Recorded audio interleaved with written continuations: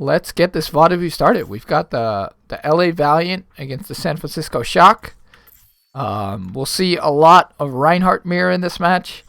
Dreamers particularly did really well on the right, I thought. But yeah, let's see what both these teams are all out on here. Let's talk about it for a little bit.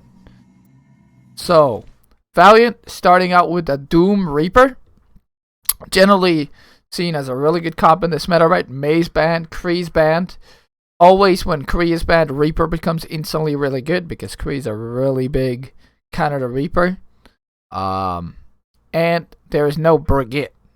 And no Brigitte kind of means that Tracer isn't as good anymore. That seems like a weird thing to say, right? Because you'd think, hey, Tracer gets countered by Brigitte.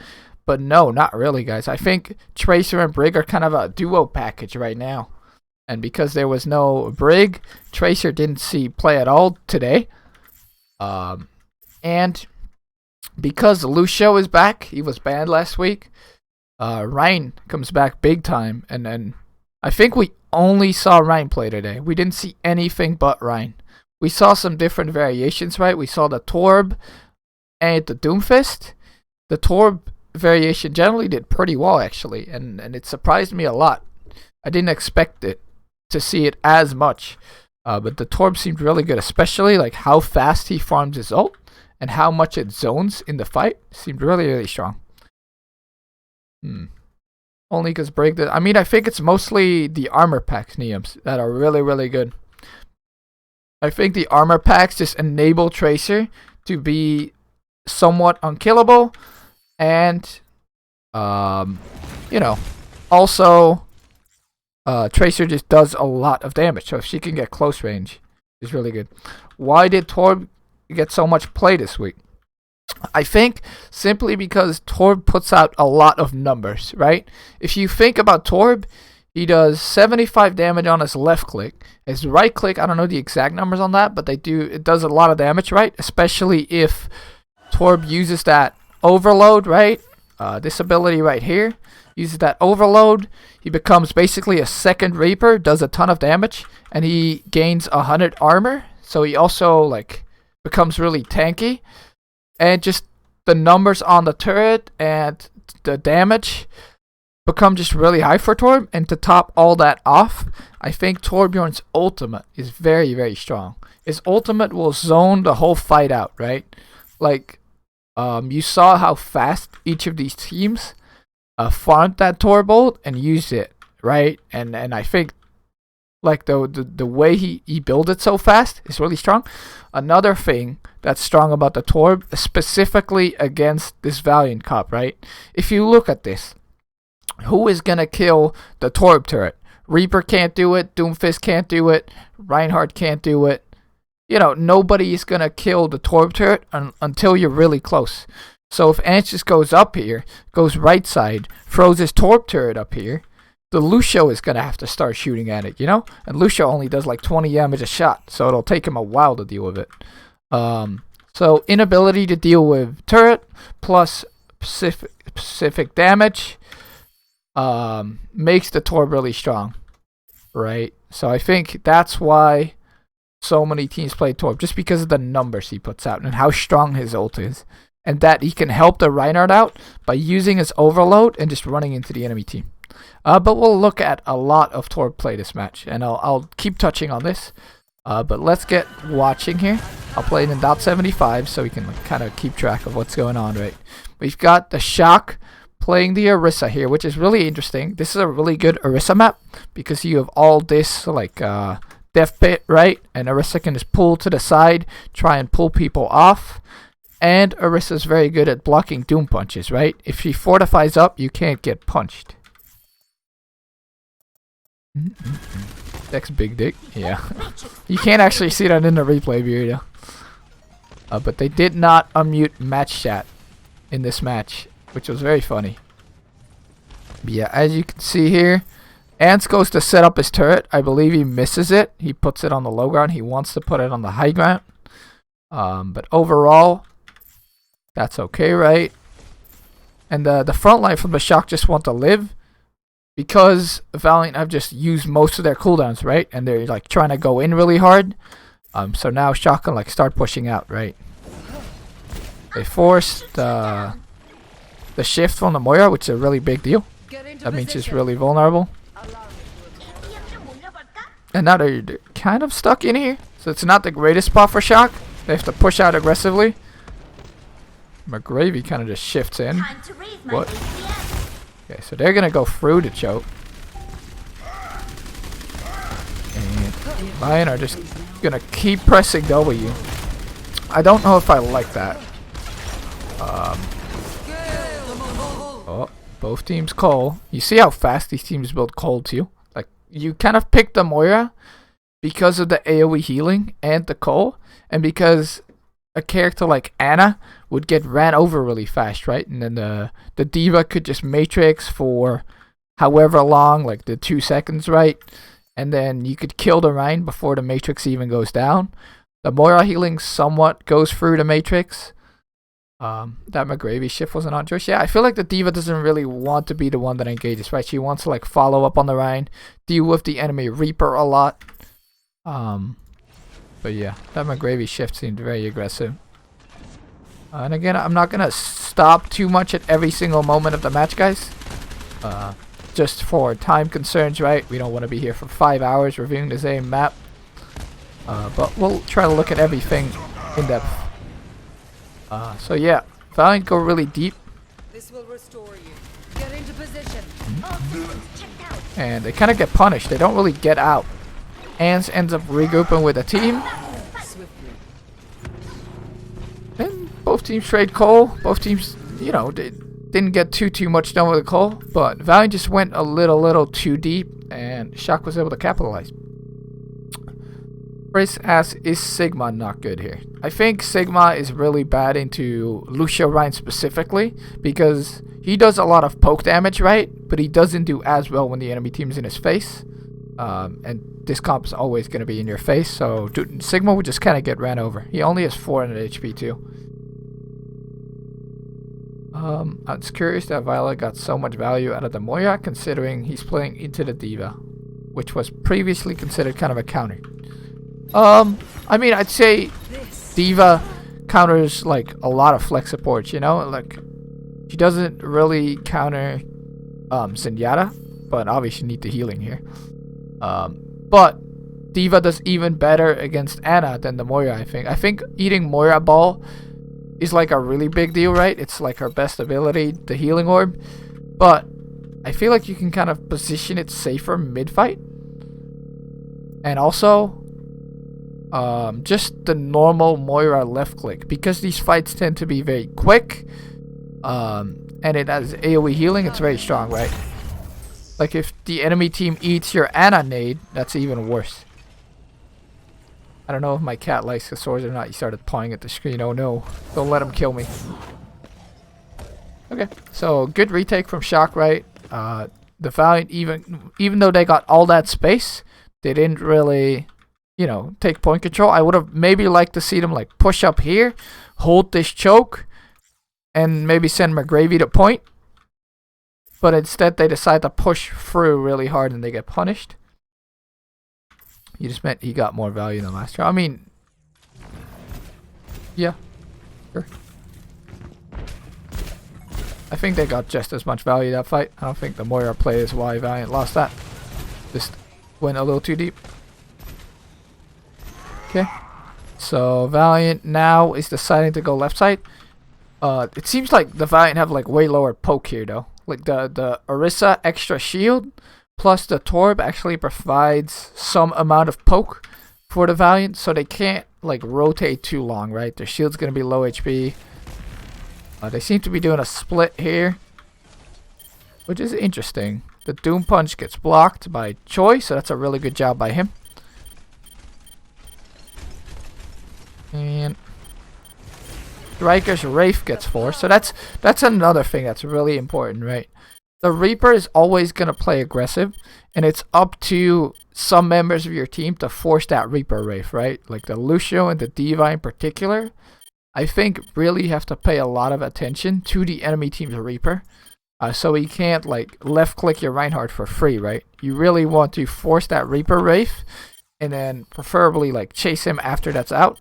But if you can't do that, then you know, just forcing that out and making him play safe because of that is very important. It kind of reminds me of Zarya, right? Where Reaper is the same as Zarya. If the cooldown is out, like just as like when Zarya doesn't have self bubble, they have to play safe. But when they have that cooldown, they'll go up to your face and they'll slap you, you know?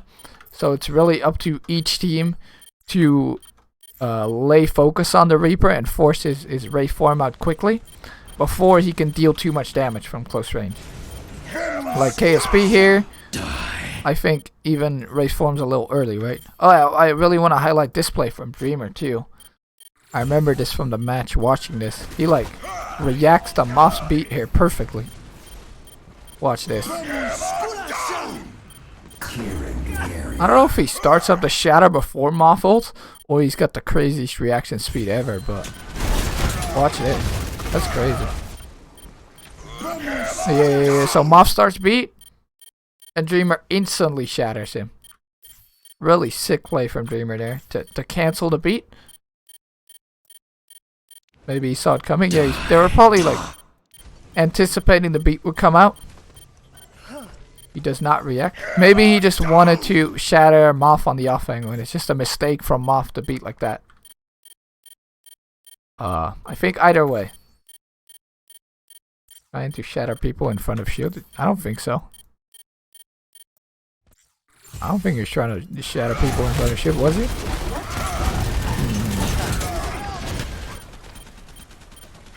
Super has a shield up. Violet's over here. He sees Moth. I think he really was just trying to shatter Moth. I think he was just trying to shatter Moth, didn't expect him to ult, and then Moth ulted, so it just became better for him. Good shatter though. It's really big value. KSP uses ult, which Reaper ult's really good when the enemy team doesn't have D.Va, right? It's a big part of why you would play the D.Va, because you can cancel the Reaper ult completely. Yeah, and KSP gets pretty big value out of it here, right? Super shatters him, which is nice. Super shatters 4 actually, so really nice shatter from Super. And then the Molten Core. Oh my god, that's a good Molten Core. That's a really good Molten Core from ads. Meteor strike. That Molten Core and Shadow like win the fight for them. That was great. Allow me to repair. Super ends up dying. The Bongo's out though. Bongo uses a 50% damage boost to everybody. And, oh, it's still close, but Shock still have the point, so this is great for them. Oh, and then Violet ults, right? So this should seal the fight. Ants is also still here on Torb, or he just came back. But yeah, that was a really good fight for the Shock. They ended up using everything right, but Valiant also ended up using 5 ultimates. They just have the D.Va bomb now. And Choi actually ends up swapping over to the D.Va from the Orisa, which I think it's just to shut down KSP a little bit more maybe. And because Orisa ult's really good, right? But he might not farm another one this map, right? And D.Va comes back faster than Orisa. So it's probably a combination of all those 3 things, and maybe he didn't think he could get back in time to the fight if he wasn't on D.Va, because he's already pretty late, right? The Valiant are already walking in, so if he was on Orisa, he'd be even later. That's a good swap. D.Va's still really, really good, obviously. And I think this is actually the only time they play Orisa this whole series, and I think it's all due to map, right? Like this pit here is really good for Orisa. So yeah.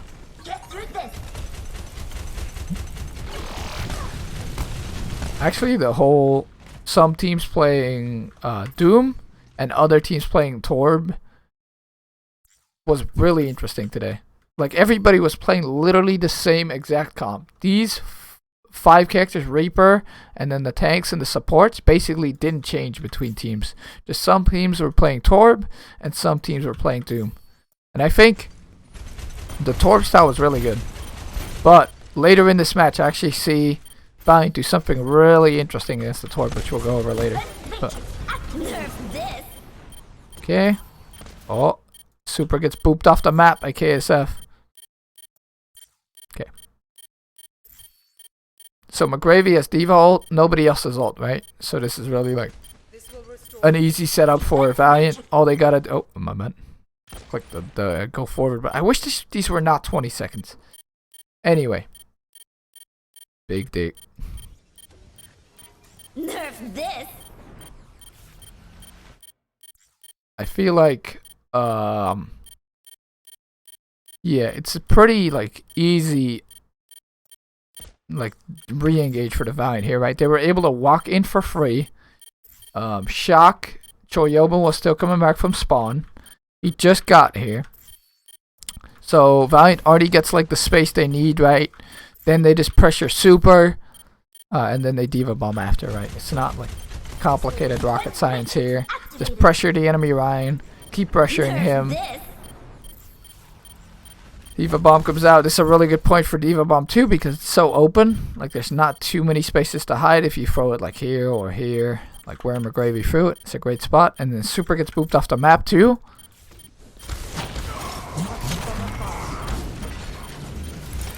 Nice re-engage.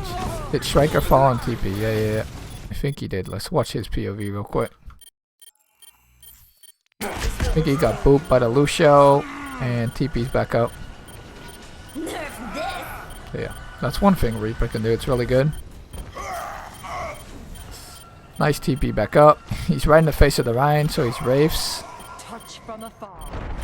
And in general, I feel like with both these comps, if you like are the ones to engage and are the ones to make the first move, that's very, very strong. That is really strong because if you play aggressively and use your cooldowns aggressively, and I keep saying this guys, but if you use your cooldowns aggressively, especially in a Lucio Ryan mirror, then you are, for example, going to speed boost in, and then the enemy team has to heal boost because you just sped boost in and doing 100 damage to them, right? If you are the one that uses your DM on the Reinhardt, they're gonna have to like answer, right, with like their own DM, and you just want, especially in a rush comp like this, to be the enemy, be the team to react to you. So you really want to go for like fast plays and good plays, right? But yeah, Valiant ends up winning this fight. I feel like the team with Torb can afford to play a little more passive in this comp, a little more, but still, I feel like you really still want to be the aggressor. Because if the enemy team engages on you, then you still have to use your cooldowns defensively, right? Like you'd rather use your Torb E early on to like run into the enemy Ryan and just shoot him in the back, you know, instead of having to use it to stay alive. But in general, the team with Torb can play a little more passive because Torb puts out big numbers, right? But I still don't think you should like let the enemy team engage on you all the time. Who should you target first here? Definitely the Reinhardt. Like both teams are out to kill the enemy Reinhardt. Because if the enemy Reinhardt swings more than Reinhardt, that's a lot of damage loss, right? Like you have to stop the Reinhardt from swinging. And if you can't do it by May freezing him, you have to do it by shooting him. Like oftentimes the team that focuses the enemy Ryan harder wins, you know? This is what I feel. Ants has his load again. His Torb load.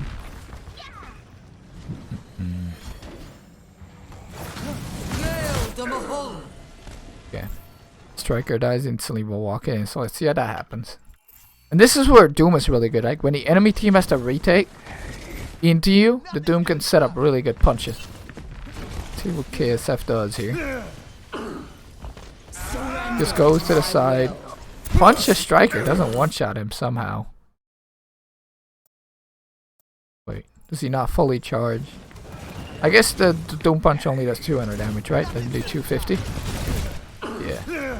Surrender to my will. Does 200 damage and then shifts him and then Striker dies. That's a really nice pick from KSF. Strength of Doomfist right there. But oftentimes what will end up happening is you have to punch the Reinhardt. Because he's pushing your Reinhardt. And that's when the Torb maybe becomes a little bit better, right? You won't always be able to be on an off angle like that and punch. The Valiant win this fight. This is really good aggression right here, right? Nice punch from KSF. Okay. They set up the same way again, I assume. This time Reaper's over here though. Where's Doom? Doom's over here this time. They're a little weak on this side, so KSP's likely. Oh, never mind. They do the same thing again, just from the other side.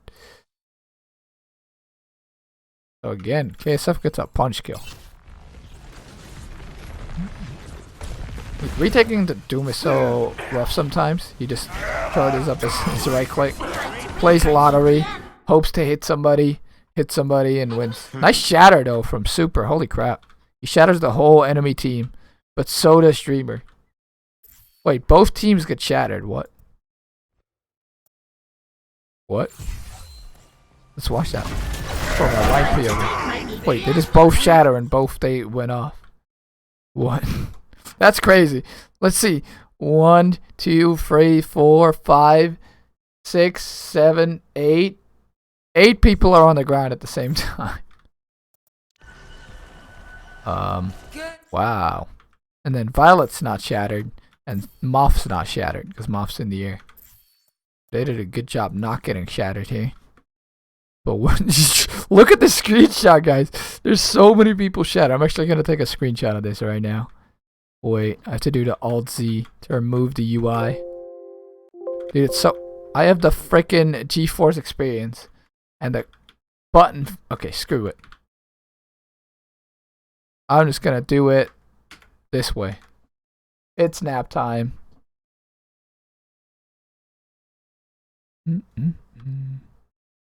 There you go. I'm taking a screenshot of this. This is great. So many people on the ground. Alright, we continue. But yeah. At the end of the day, that was a really good shatter for both teams basically. But Striker's already dead, and Reaper's the main damage source on these teams, I feel. KSP's the one not shattered, and he's behind the enemy team right now. This is so funny. Yeah, it's very funny. That was a nice shatter from Super, actually. Wait. He's just not killing anyone. How? Wait, he's able to shoot for free. Dude, that's armor for you right there. Armor and Moira ult. He's just shooting. It's like Reaper has a toy gun. Oh my god, the Reaper ult though. Choi went really deep. Oh, and then he gets pinned. Nice pin from Super. Wait, he came... Yeah. Wow. What a fight. Everything... That was tiny Overwatch right there. Wow. Okay, so what is still available? KSF's coming back with the Doom ult. Valiant have to give up space. Go back to point. And there's 4 people from the Shock right now and 4 people from Valiant.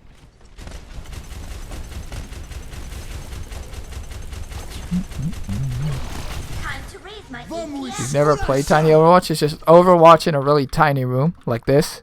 And then you use all the ults and then you shoot each other. So exactly what just happened. Basically was Tiny Overwatch. Okay. So they come in. They use beat really aggressively. I'm usually not really a fan of aggro beats, guys. Because oftentimes the enemy team can just speed out or wait. But Rain ends up dying to it here. Time to raise my APM. Like there's nobody low. Rain just kind of like wall rides in, dude. Rain is so aggro looking for boops. Like he's like, please let me boop somebody, please. And then he just gets ran down by Striker and Super. That was an overextend, I think, on Rain's part. Die. Striker uses his ult. He gets booped! Oh no! Oh, that's a low light. Oh. Oh no, guys, let's watch this here. Okay, Rain dies.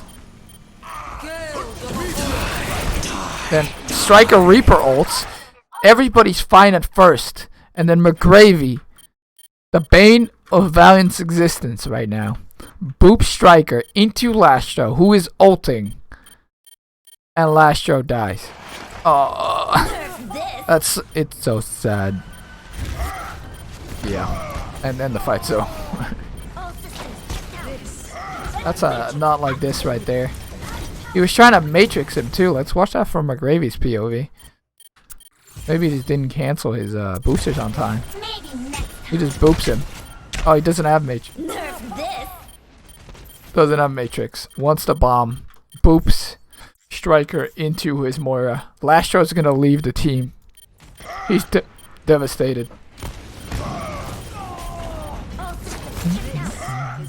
Fight still going on. Muff ends up dying, but Muff got his beat off. He did his job.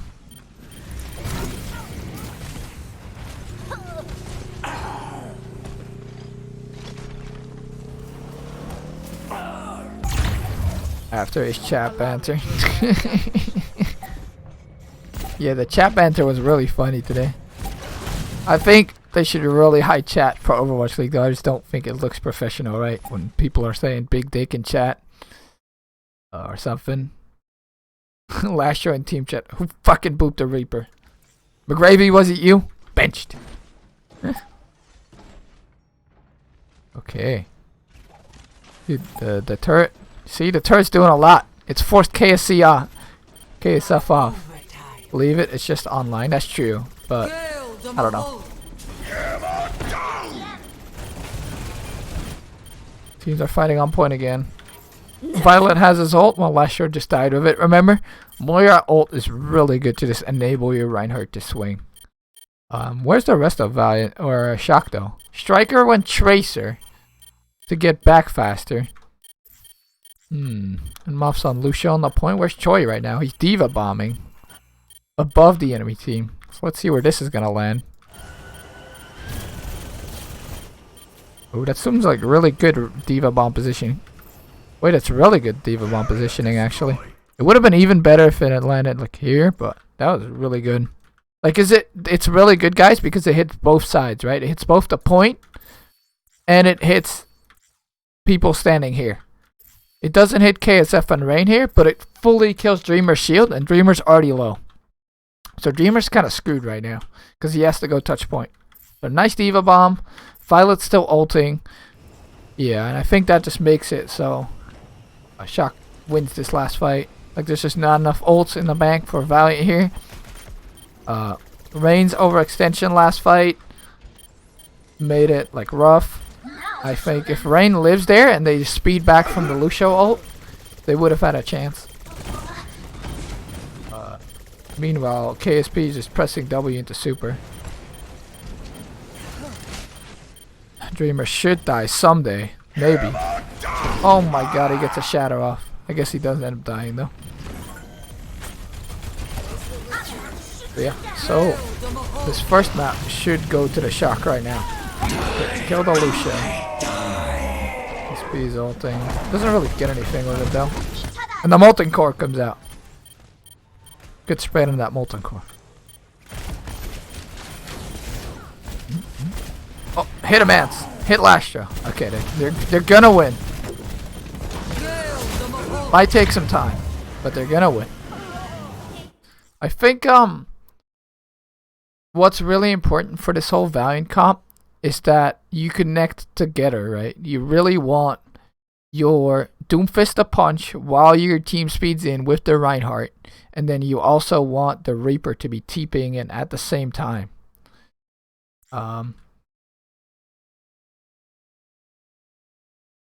I wonder, is that a legit strat? Punch the Ryan to force charge? I mean, a good Ryan just won't charge the punch. There's no reason to do it. Because if you get knocked down and the enemy Doom gets knocked down, oftentimes it's not really worth. So most Ryans will just take the punch and be fine with it because he doesn't get booped back anyway. Score. Half of ours is going to throw hands. They won't. It's just all in good fun. Just know that much, guys. Ready for battle. All the banter's in good fun. Okay, second map. Choi is on Zarya. And Valiant are still playing the Reaper. Let's see, what do they actually run out on? 4, 3, 2, 1. Okay. So Valiant still playing the same comp. Shock playing the same comp. This time Choi's on Zarya. I think Zarya is good if the enemy team doesn't play perfect. But D.Va brings more consistent value, right? Like if Zarya can't get high energy, then I think, you know, the consistency of D.Va kind of beats her out. Also, Zarya kind of spikes, right? Like normal. She bubbles your Rein, your win. She doesn't have bubble, you lose. You know, that kind of stuff. She's high energy, you win. She doesn't have high energy, you lose. While D.Va's much more consistent. So while, you know, Zarya looks really good when you're snowballing, I think if you played the matchup perfectly, the D.Va actually brings a lot more to the table. Also, against the Doom, the Zarya is a little bit better, right? Because you can kind of like bubble the target that the Doomfist punches or goes on. But we saw a lot of Torb later, and you 100% need D.Va against Torb Reaper because 1, you can eat the Torb ult, 2, you can eat the Reaper ult, etc. You know. So I think if Choi gets high energy, then Zarya is really good, right? Because you can kind of eat the enemy D.Va alive. But if Valiant can punish when Shock has no ally bubble for super and just run him over, then Valiant can do really good here, right? Alright, so let's see what happens here. Super kind of walks up. The ally bubble comes out. Does Rain have the speed boost? He doesn't yet because he must have used it from spawn. But like this is the time you run over Super. After this ally bubble's gone, you just like really go. Super knows this. He backs out in advance. But this is okay, right? This is good play from Super. But this does give the Valiant positioning advantage. I think Valiant kind of should just play on point here. And so now Choi has energy, right? He is 70%. So after next bubble is when I think the Valiant really need to just go hard. Because if they make this fight go long, right? The enemy is Torb and Zarya. You probably will not win the long fight, guys. So yeah.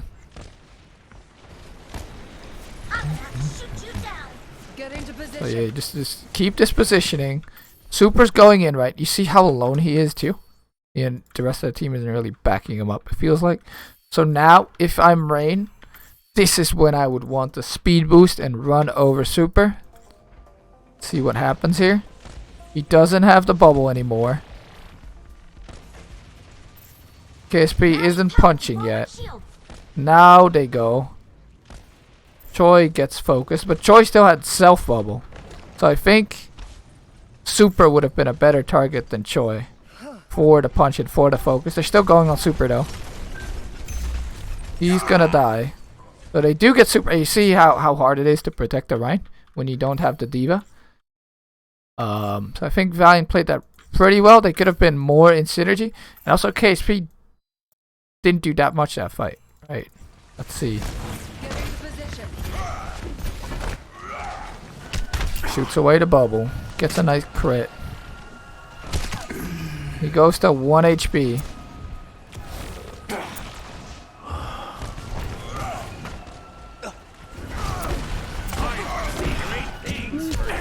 Okay, that's good.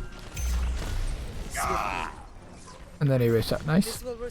And now I think Valiant, instead of like continuing, maybe they can go back to point. Fight's already broken out, right?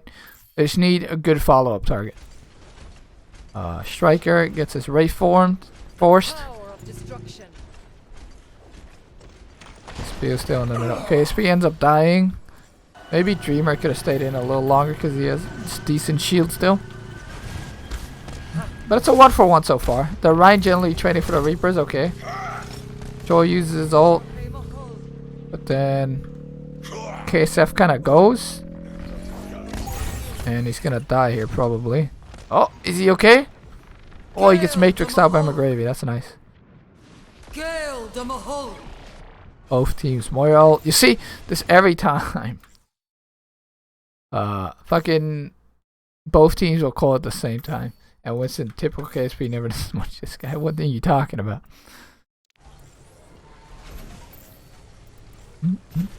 Actually, before today, I did kind of expect Shax to play over KSP maybe.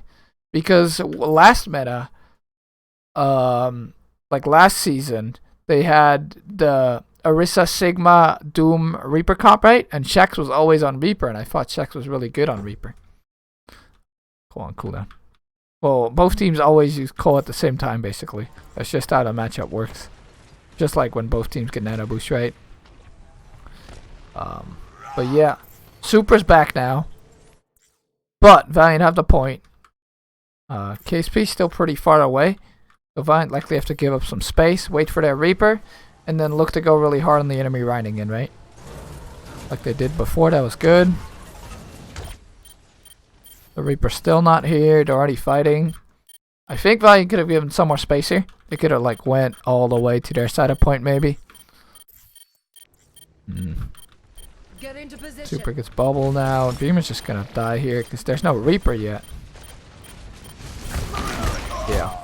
So I think Valiant needed to recognize, hey, Super's coming back a little faster than our Reaper is. Let's give up some space, right? Let's play on our side of point.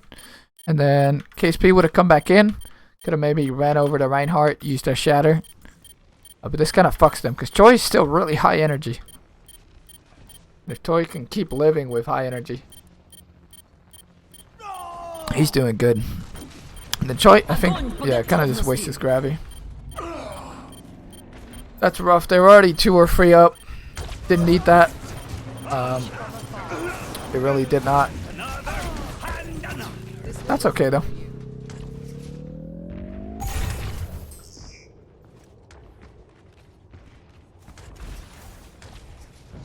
The more space they slowly give up, the more time. I mean, ideally they wouldn't give up any space. But they need the Reaper in the fight. They need him to be there from the start. Because Reaper does so much upfront damage that the enemy right can't swing right. But they really didn't do that.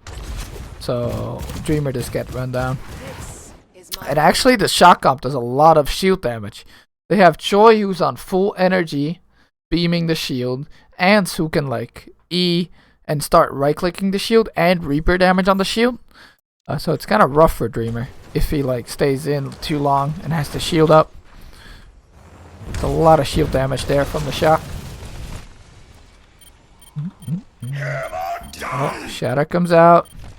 He hits Dreamer, so nice Shatter there from Super. Wow, Super takes so much damage. What is... Oh, it's KSP maybe?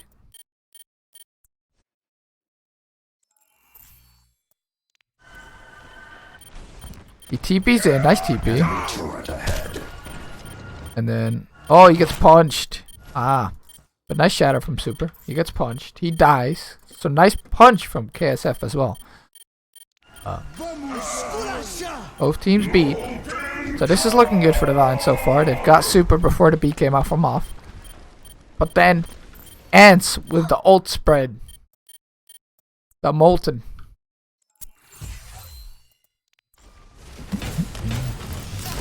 Time to let off some steam.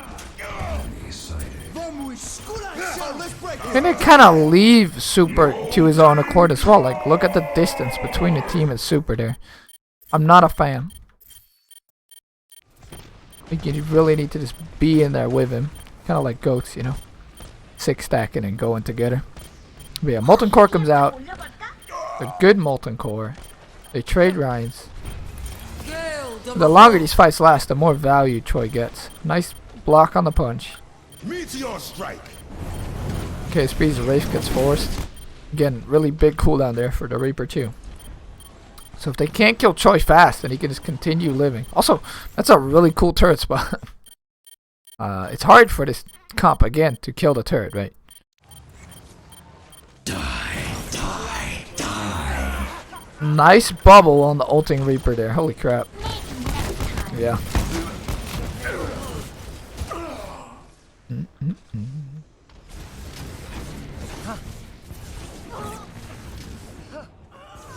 And wow.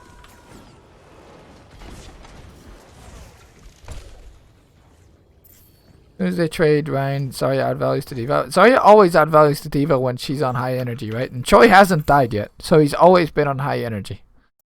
So I think Diva, consistency-wise, is a lot better. But when you're in a defensive position like this, then like Zarya on high energy is obviously like better than Diva. Because you don't need to use your bubbles greedily. You can always just use them to help the Reinhardt. And like outvalue the enemy team, sort of. Now, Valiant sees, you know, they see, hey, the enemy team doesn't have a Diva. Our hit scan damage can't get eaten, so they decide to go Soldier. But I think Soldier just doesn't do enough damage, like hands down. So if they wanted to swap, they should have just went Torb themselves. And Torb does actually way more damage than Soldier, straight up. Like, Torb does way better numbers, has a better ult, his turret's like really good, even against this comp, right? So if KSF wanted to swap, you should have probably gone Torb here.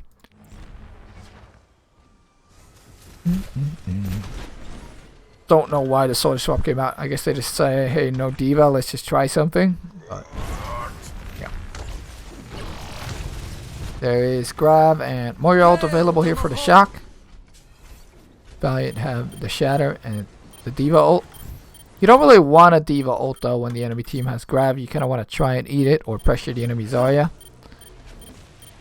Choi really wants McGravy gone. He's like walking all the way up, zapping him. And just like if you look at this fight, one, Striker's in a really good spot. He deals 1 million damage to the enemy team. And two, the Soldier just doesn't do anything. Like, well, we can look at the Soldier POV in a little bit, but let's look at Striker first. Striker does not get noticed. He shoots Lastro in the back. Lastro's gonna have to shift, yes. But that's good, right? Forcing out the Moira shift. And then the Moira split from the Ryan. Can't heal her. The Dreamer just gets ran over.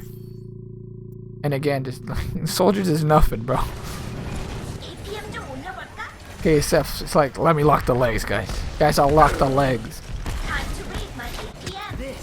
But especially against like a rushdown comp, you just don't have the time to set up the damage. It's the same why Pharah isn't picked right now, right? Like she does a lot of damage, but it's just too slow. Your Ryan just gets ran over. You need stuff to help the Reinhardt quick.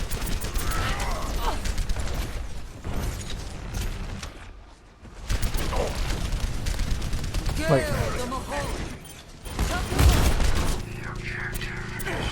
yeah, he just doesn't have enough DPS output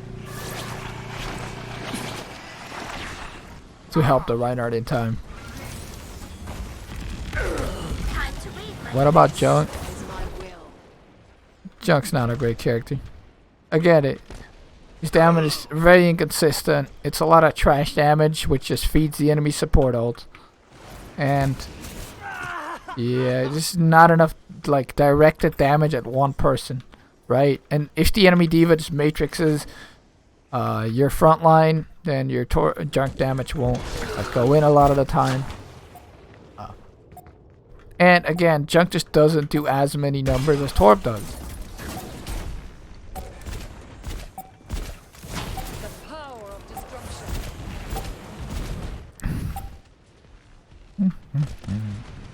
Riker gets forced out this time, good. But they have to touch point here. That's very awkward. Because they only have 3 seconds left. Dreamer tries to YOLO Shatter. Gets blocked by Super. Nice block. They touch, but I mean, Shock just presses a bunch of Q buttons that are really good. And the Valiant also having a touch point during that. Makes it really awkward.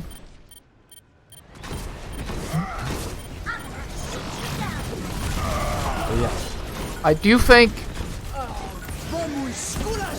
that the Doom comp can win against the Torb comp, right? You saw it in the Toronto against Washington game where Toronto kind of just ran over Roar really hard. To be fair, Roar had some misplays.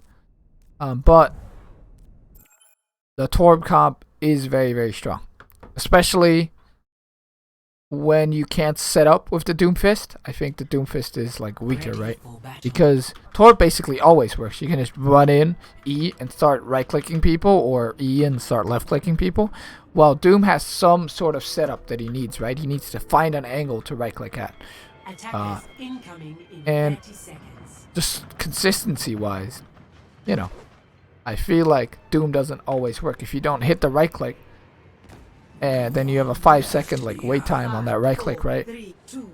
Now, here's what I was talking about earlier, where I really like the Valiant strategy here. They know, hey, Shock is gonna play Torb again. Guys, let's play Symmetra. And Symmetra normally garbage pick, but in these comps specifically, I think Symmetra is actually really good when Shock cannot play Doom. Cast this quarantine is making me a regular viewer of you again. Welcome to the Kasora's Club, KC. Okay, I will never name myself the Kasora's Club again. But thank you for viewing. Anyway. So yeah, the Symmetra, I think, is really bad against Doomfist because it's really easy to punch a Symmetra, right? It takes some time for her to set up her beam, but once her beam has even like a little bit of charge and she gets a little bit close, and these two comps are all about being close, Symmetra starts zapping the enemy team. Right? And you cannot eat the Symmetra damage with D.Va. It's impossible, right? So only Dreamer can block it, and Dreamer wants to be swinging. If the Rhine isn't swinging, then it's rough. Why can't Shock just rush Valiant as soon as they see Sim before she can charge up? Okay, so the point is, if Shock would charge the Sim on her rotation here, that would be great, right? But what KSF is going to do, he's going to TP the team away from the whole Shock stack, right? I think the first fight they TP over here. Let's actually see where they TP before I sound like an idiot. They TP over here, and then they don't take the TP, so they fake out Shock. And then Vals, if you're in this room, once you are here, you're good, because the enemy team actually cannot speed on you. They cannot go through this choke. This choke is 2 aids. The Rhine's just gonna stand here and swing 6 people that are coming through choke, right? So once you're in here, then the Sim can charge beam on your Rhine shield, unless you give up so much space, right? Which they could do. Honestly, Shock could stand back here and not give up like any Sim beam charge until they come closer. But they don't end up doing that. They end up coming close. KSF gets to charge his beam with the Matrix, right? And then now his beam's already charged, right? It doesn't take long. Super wants to hit them as they come out of the choke. But now the Symmetra beam is charged. The rest of Shock is actually pretty far away from Super. I don't know if I like this. And I just liked the Valiant strat. Like, look at this. They like fake TP'd. Shock thought, hey, they're going to take the TP. Let's engage hard on them. Like you said, that Fouls. But then they went right side. And once you're in this room, you cannot really be engaged on, because no team is going to be stupid enough to speed through this choke. And then it's basically already like really hard, right? Because now Super can't go in anymore because the beam's already charged. His team's a little too far back. Sim beam is charged by right shield. Yes, it is. This will restore you. Valiant all charge out. The Sim beam is charged. Allow me to repair. And at this point, like, Moth already needs to heal boost, right? Which is not what you want to do. But his Rhine is too low, so he needs to go on heal boost. This seems like a style choice though. Shock always seems to be keeping their distances to Super. Yeah, I'm not sure why though. Like in GOATs, they were always, like, they weren't always sitting on Super. They were mostly playing around Sinatra and Zarya, right?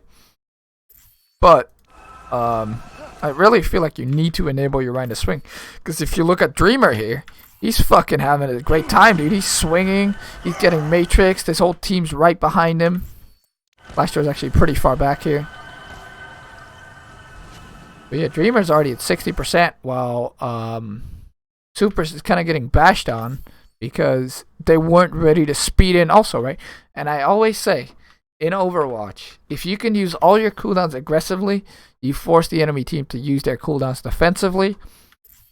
So here you see exactly like Rain speeds his team in, so Moth has the heal boost because otherwise his team would just die, right? So it's oftentimes about the initiation. So Shock's mistake is holding that choke too close, so Sim can change then panicking when Valiant push. I think one thing that Shock could have done is kept their Rhine out of Sim beam range and engaged the enemy team when they came out of choke, yes. But again, for the Valiant, there are also counterplays to that, right? They could have rotated the point, which you still have kind of a room, right, where you can charge a Sim beam out of, and then you have these pillars and cover. So I don't think like the way Shock held was necessarily like a massive mistake. I think they just needed to be more ready to win the fight quicker, right? Like you see how far Ans and Striker are when they're just going on super here. Like at this point, I feel like the Shock can also be speeding in, you know? And the two teams can clash instead of this happening where the Valiant just kind of push Shock away. I think Shock always wants to kind of bait with super and then make plays with the rest of the team. But like here, you need to enable the Rhine to get really good swings when the enemy team comes out, or they could have given up space and then sped in. But they play exactly into Valiant's hand. To be fair, Valiant has a really good set strat here. Like this was very smart from them. But yeah, Super only gets one swing off, and then he has to shield up, and then all his team is like babysit super strat. Striker gets booped down, which is really bad too, right? He'd rather be shooting here. But yeah, at this point, fight's already lost for Shock. Like they're just gonna have to keep backpedaling. Super's never gonna like get the swing again. Ants has already used his cooldown. Striker is already TPing back up, right? But KSF's charged, which is the big thing. And I think actually like this is a good counter from the Valiant to kind of counter the Torb, because Doomfist has a really easy time dislodging Torb. Yep, I'm loyal and I'm here for VOD of you. Sex big dick in all chat in an owl match.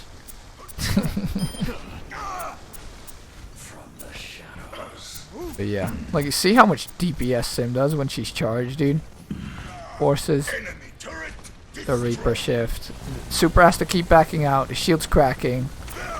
Like, and there's no way that Shock can regain their composure here because they've had to use all their cooldowns defensively, and Valiant got to use them offensively, right?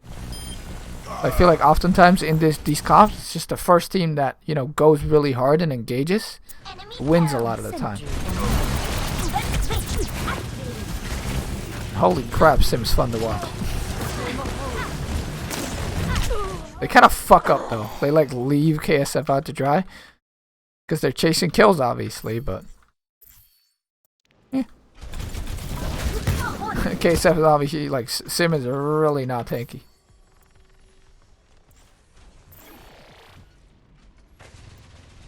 A question of confidence. Bro, there's someone standing right behind you. I can see my webcam. Time to raise my APM. Get through this.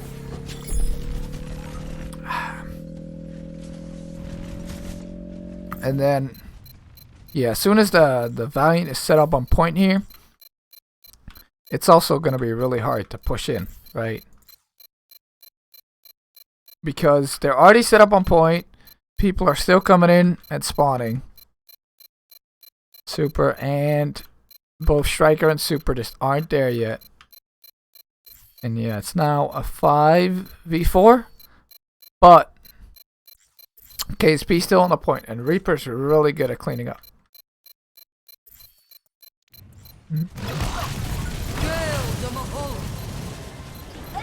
Oh. Ooh, Super gets a pin, but it gets stopped, so that's good.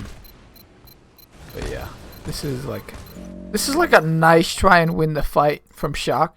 But again, the Reaper isn't there, and I feel like it's a really, really big deal. Like, Reaper is a lot of damage in this comp. Like, Ants does a lot of damage, right? But it's not as much burst damage as the Reaper does. And Dreamer actually played really good in, like, a lot of these fights. Like, he gets a really big swing value because his team enables him. On the side. Objective lost. New defense point. Okay. Objective B. And now Sim has ult, and Sim ult's really, really good. I think a lot of people underestimate Sim ult, but if you just toss it on the point, straight up, you just, like, you create so much space for your team, the enemy team has to speed into you, and then you can just kind of, like, beat them that way. Well, let's see what the Valiant do right here. They bait some sort of an engage. They don't really bait it. Shock just, like, kind of, like, hold this choke really close. You can't really go through here as the Sim, right? Because you're just going to get sped on and crushed. So I'd really like to see KSF just use the Sim ult really early and just maybe TP to point or something, you know? Like, I feel like even now they could have already used the Sim ult and just went to point. Anyway. Dreamer shatters. It gets blocked. Nice block from Super, because that shatter was pretty unexpected. And then Dreamer swings. Ants gets a good ult. Actually really good at, like, forces everywhere where the fight is going to be covered. Beat comes out from rain. Fight just seems split. I don't know what. Dreamer pins, Super counter pins, but maybe Super could have even taken that pin and, like, went back with him because his whole team was here behind him. And then they might have traded, or Dreamer might have just died. But he counter pins it. Ends up dying.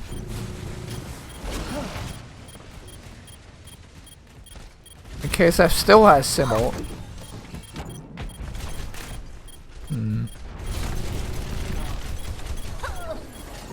Just end up not using Sim ult, but they still win. Just because the beat was actually really, really good from Rain. Like, this beat was top tier. And again, the fucking beam, dude. He's fully charged beamed with a beat on him.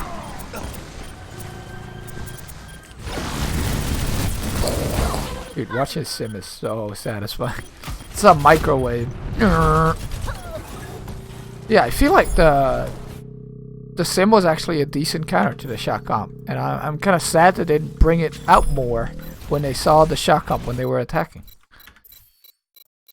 I think it was really decent. Like, it's hard to keep the Sim alive a lot of the time, but if he does stay alive, that's very, very big. Okay, Sim ult comes out. Valiant throw a bunch more ults at the enemy team. Lasher ends up dying, which could be really big, but the fight's basically over at this point. Nerf this.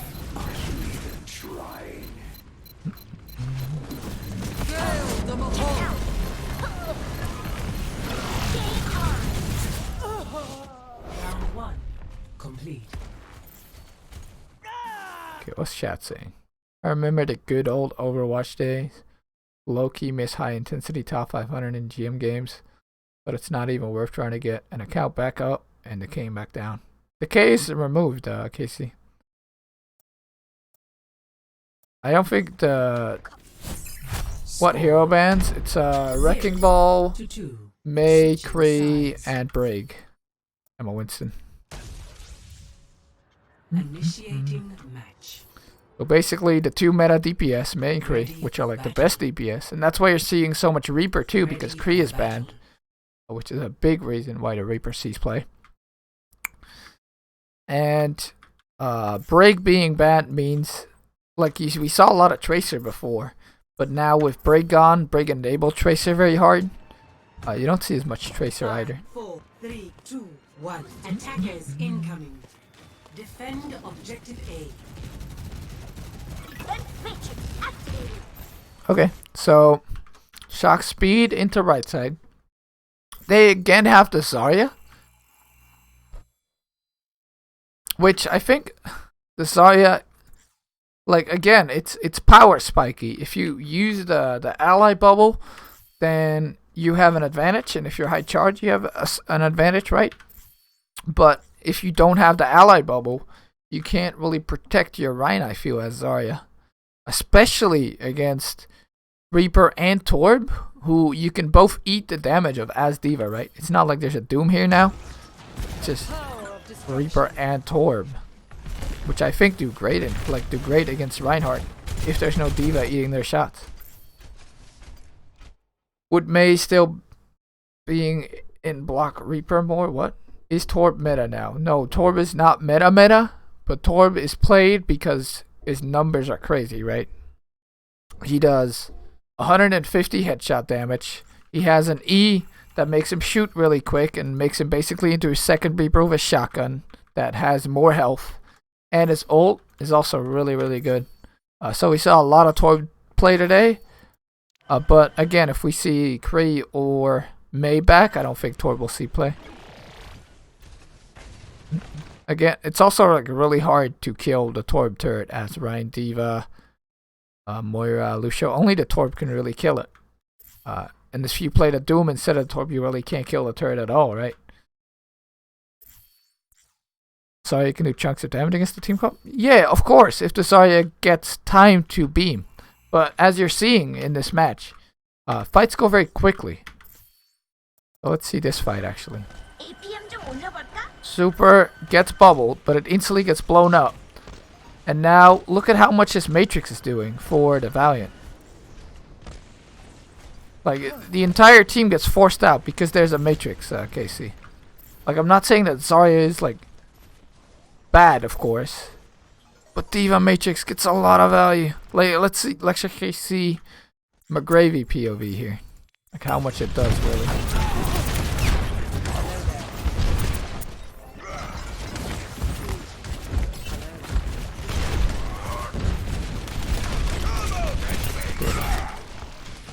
Turning up the heat. Like he starts matrixing, he's matrixing Reaper damage, Torb damage, and Rhine Fire Strikes and Moira Orbs, right? So like, how much this Matrix does is crazy. Like, only this Zarya really goes through the Matrix. The rest of the team all gets eaten.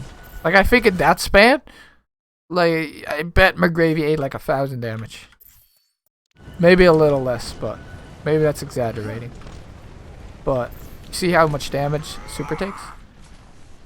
See, this is why, yeah, triple tank would be insane. Like, everybody would still play GOATs if it were available. Routing power to forward shield. Anyway, Choi gets really high energy. So this is very good for him, right? So now,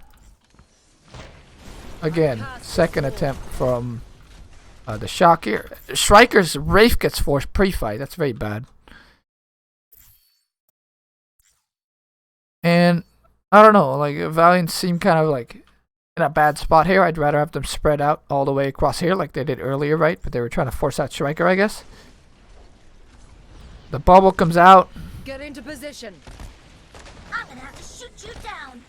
And now Shock kind of have space, right? And once they have space, the Zarya becomes a lot better. Oh, nice push in though. Dreamer doesn't stop pressing W. The ult comes out from Violet though. So they actually farmed that a lot faster.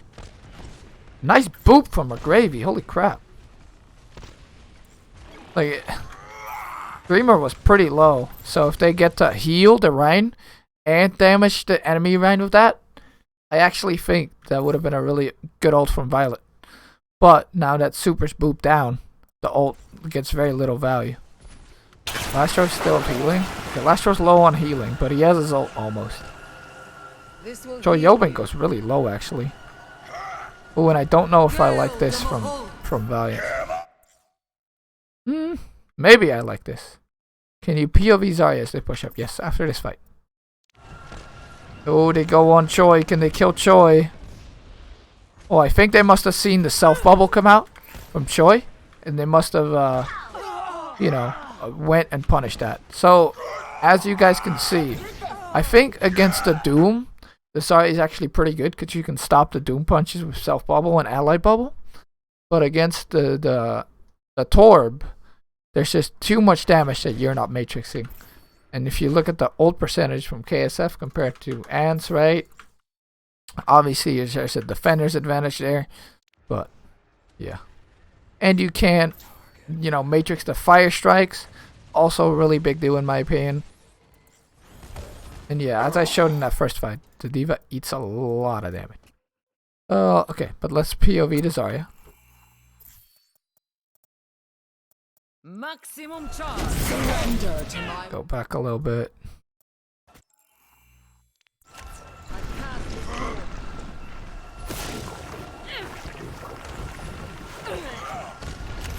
So now they're gonna push out. Gives the bubble to Super. Doesn't have self bubble yet. Oh, he gets booped too. So yeah, like if you don't have the space as the Zarya, you don't do that much even.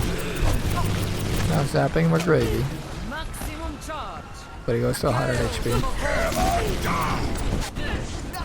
It's just rough for the Zarya, I feel. Like if the choke is held properly, it's hard to push out because it's not like Sim, right? With the Sim, you still have the matrix when you push out. Like. Get through this. But Zarya 1 doesn't do as much DPS as Sim does, and 2 you don't have matrix, which I think is the biggest deal.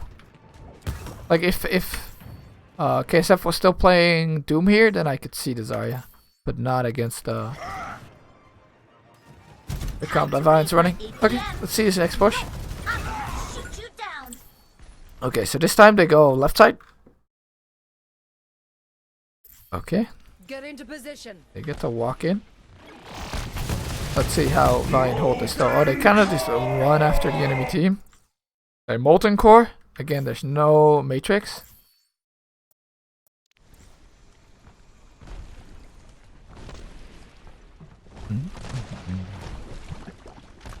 Wow. Dude, that's such a good ult. What are you gonna do? Dude, the whole inside was ulted. Is it semi-meta anymore to go left? I think going left is okay actually. Like going left here is pretty good because the enemy team, if they engage on you, you kind of can counter engage. But because Valiant had Torbolt and they used it really early, which I really like, they might come out on top. Oh, Striker ults though. There's a lot of trades. Trades are really good for the attacking team because they got closer spawns. I'm gonna have to shoot you down. And yeah, Striker ends up clutching it out. That was not a fight that the Shock should have won. They get Super really early on. Choi is standing in the load right now. Choi gets booped. Like after they kill Super here, I really think they need to go on Choi. Ooh, Striker kills Orion. Choi kills the Torb. Choi lives somehow with 1 HP. He just lives. I think if they would have chased Choi a little harder there, might have won that. Now Choi's already regenerating his shield. And then Striker kills 2 with ult. That was not a fight that the Valiant should have lost. I'm gonna have to shoot you down. Oh, is McGravy gonna body block this? Time to raise my APM. No. Oh, is he? Yeah, he's body blocking. Dude, McGravy's body blocking so they have to walk into the ult. He's trying to body block this, but actually in front of this there wasn't any Torbolt. That was funny. Treoven just kind of walks back in. Does he have self bubble? He doesn't have self bubble. So I really feel like after, maybe even before you kill this Ryan, I don't know. Like they really need to kill Choi here. KSF's on it. But then McGravy boops him. Standing in the load. Yeah, it's the Torb load. It's the molten load. You've got to be kidding me. And then, dude, Rain stops chasing him too. Rain, you could have big dicked it. You could have killed him. Maybe kind of did that fight. Yeah, kind of. I don't know. Troy should have died there. Like, the Zarya needs to be a bigger priority. Right after you kill the Ryan, he needed to die. Like, Rain could have even went a little harder on the Zarya and could have killed him. Valiant was looking really good there, but Striker and Troy end up clutching it out, I guess. Wait, they're coming back in. Oh boy. I was just taking a sip here. Come on. Okay. So they speed out. McGravy goes in for the touch, so he's gonna insta die, but he has the Diva Bomb. Let's first talk about, do I like this retake? I think I kind of like this retake because they have 6 people, first of all. So it's not like they're going in like as 4 or 5 trying to just clutch it. They have 6 people.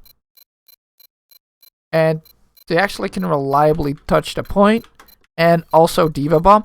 So if they just have McGravy touch, have him Diva Bomb, and then they all speed on like where the mini Diva is so he lives. Actually, kind of good touch.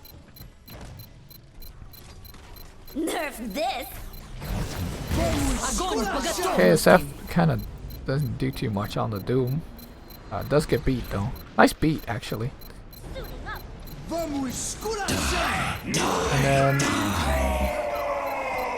yeah, Shock just used a lot of ults in response too. So it's definitely not a bad re-engage from the Valiant, because both teams end up using like a bunch of ults. Just ends up stalling them sometime, ends up trading them some ults. Sit down and take a number. But yeah, they kind of have to like get in there really badly. And then KSF doesn't punch anyone. If he could have gotten a good punch. New defense point. Objective B. Yeah. Anyway, Shock did use Torb, Zarya, Beat, which are like the 3 biggest ults in this comp, right? So it's definitely not a loss, because now they're just mirror ults. Like both teams have Shatter and Pull. Interesting swap to the Orisa. I think McGravy was kind of getting beamed by the Zarya as Diva, so he decides to go Orisa. Also because there's no Diva to eat the Orisa pulls, right? So McGravy and Dreamer can pull Fire Strike and reliably hit everybody every time. Orisa pulls are really strong. Diva normally eats them, but there's no Diva, right? So good adaptation again from Valiant. And this map they seemed really competent with like some of the adaptations they did. Strikers TPing in. So when a Reaper TP's in, what I'm always looking for is like, does the Lucio kind of react and push the Reaper out? Because I feel like it's the Lucio's job, because he can boop the Reaper away, and Lucio actually does a lot of headshot damage. So very often, Rain can speed his team in, and then look back a little bit and deal with the Reaper, right? I'd rather not have the whole team like go on the Reaper, and on the other side we also see the same thing, where both teams have the Reaper TP in, and they kind of want to engage. You see, as I was talking about, the pull Fire Strike comes through. Very strong. Neither team really deals with the Reaper though. Like, if a Reaper TP's in, I really like it when teams have people mark the Reaper. But I guess just didn't really see it on either side. Let's peek. Yeah. Going kind of hard engaged. They pull Fire Strike like I was talking about, right? Do a good job. They just keep going. They used the Moira ult. The Shatter was unnecessary from Dreamer. This fight was already won, but he does get 2. And again, like I was saying, right, the first team that engages oftentimes wins. Troy makes the swap over to Diva, so I expect McGravy to do the same, right? He's just picking the Orisa as a counter thingy. But again, good adaptation here from the Valiant.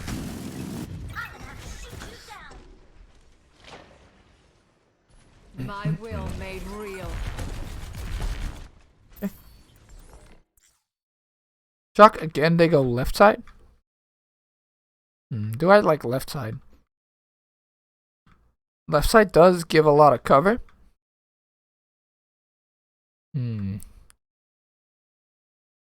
Obviously, the best side to go is over here, right? Because you have the high ground advantage. High ground is a really big deal, especially when the point has almost no cover. This is the only cover on the point, right?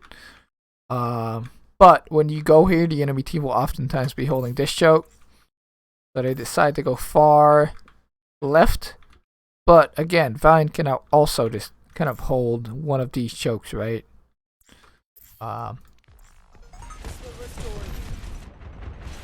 So it's okay for the Shock, but there's not really a poke phase in either of these comps, right? Like Torb and the Reaper don't poke that well.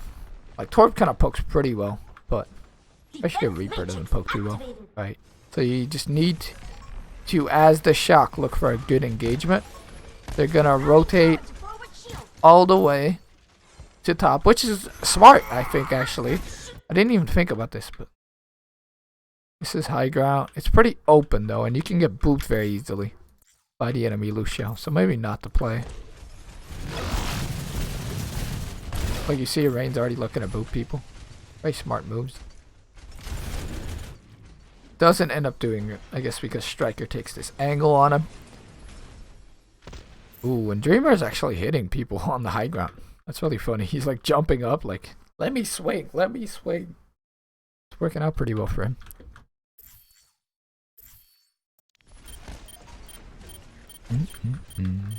Toy Dragons plays, they get the insta kill.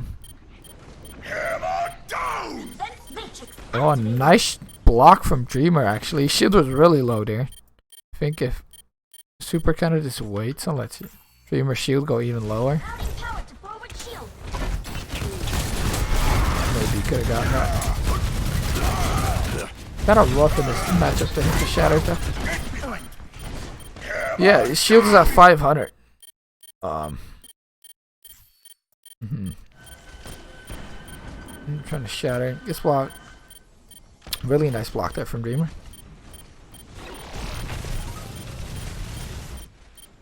Dude, the Super's just getting focused the shit out of him. Like, holy moly.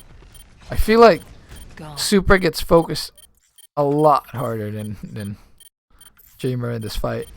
And he just pins off. He just pins to Africa. Ooh, the Reaper ult comes out, kills Dreamer.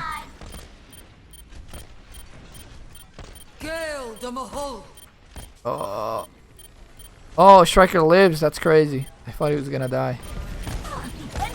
Wait, okay, Striker doesn't end up dying. He doesn't. He like blocks Violet LOS by just going deeper.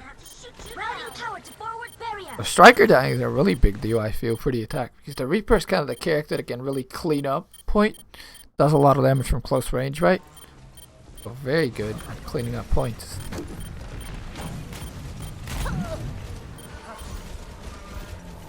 Yeah, and Shock have to reset because they ended up having too many deaths. They had both Super and Striker die. Can't really turn it around on 2CP second point attack when fight's still going and you're down like 2. Even if the enemy team is down like 3 or even 4, oftentimes you'll still lose the fight just because you don't have the damage output to clean up the point. So like having like casualties on a push on 2CP is like really rough. And again, this is like the best spot to hold on this map, right? So that's why Valiant are prioritizing this spot, because if the Shock could just walk through this and have this high ground, that would be really bad, because the Valiant would have to hold all the way back up here, because there's no cover on point. Again, you need cover in the game of Overwatch. Shock's going straight to point this time. Really early load from KSF. I don't know if I like that. Yeah, that seemed very early. I don't want to wait till the enemy team's a little bit closer. Maybe they've used their Matrix when you fire strike, right? They do end up splitting the shock somehow, though. Let's see, Ants is over here. And then you've got 4 people over here. And then Striker's main. Routing power to forward Striker gets shield. his Ray forced. That's okay overall, though. For the shock. Because they just got the Tor Bolt for free, basically. Now they have their own Tor Bolt. Beat comes out.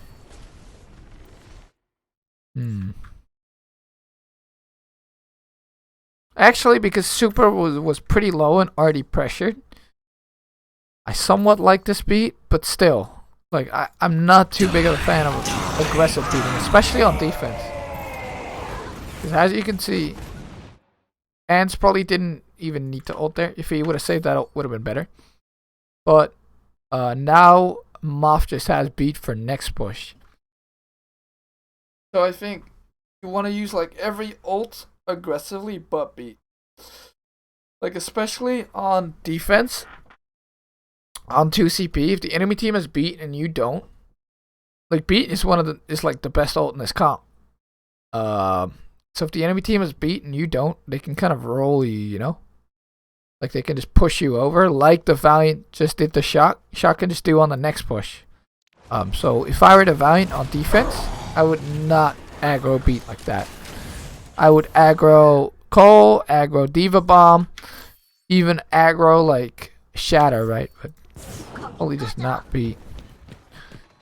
I definitely reactively beat either when Moth beats or when the enemy team Diva Bombs or when the enemy team Reaper ults, Shatters, that stuff, you know? So like, I didn't like that too much because now, again, Moth just has beat and they can win the fight off beat if they play it well. Shatter comes out. It's a really good Shatter. Actually gets free people. Moth is gonna beat this, yes. And again, like as I was saying, right? If Rain had beat now and beating now, they instantly win the fight just off that beat. Riker doesn't get the beat though, but still. Shock are in a really good spot here because they all have the beat health.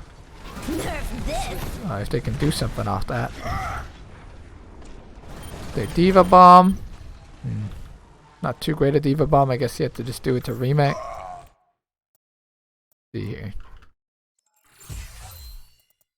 Time to raise my APM. Oh, what? Wait.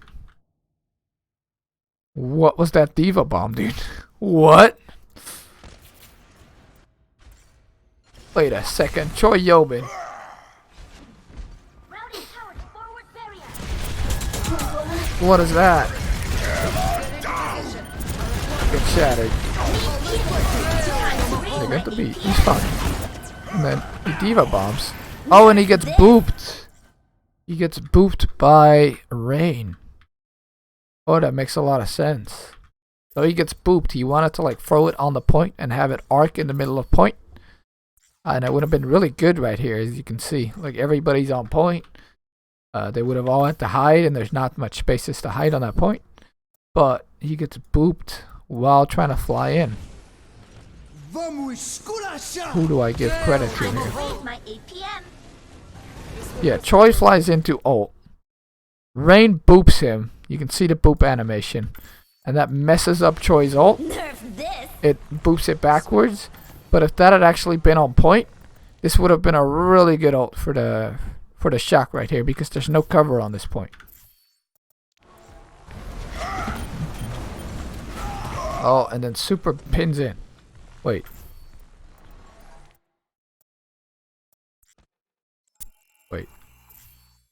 Was he trying to like, you know, combine pin with the Diva ult that he thought was going to point?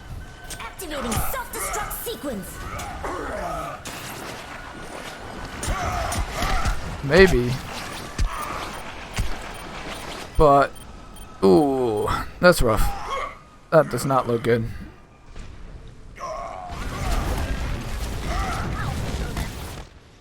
Yeah, and now they're down the line again. Even if the Shock trade, it's so bad for them.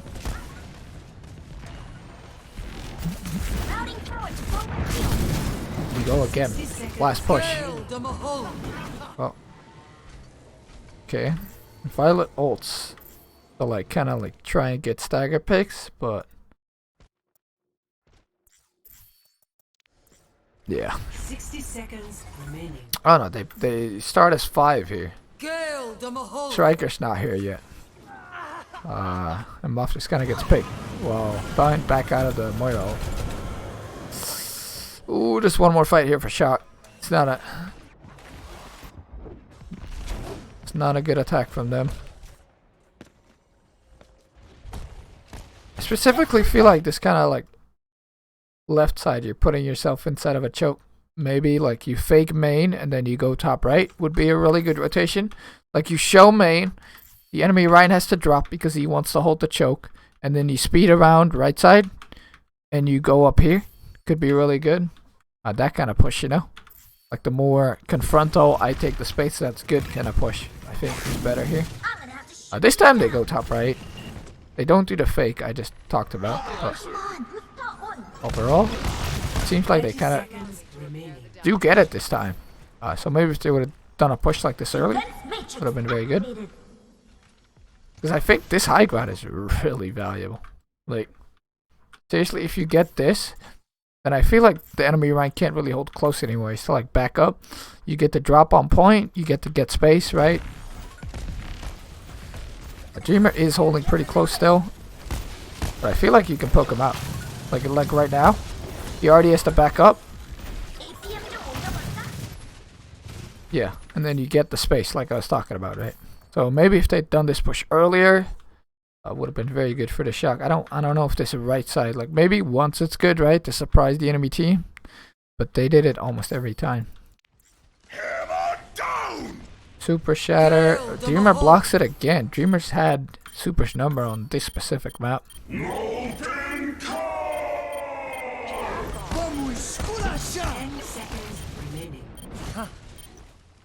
Molten Core comes out for KSF.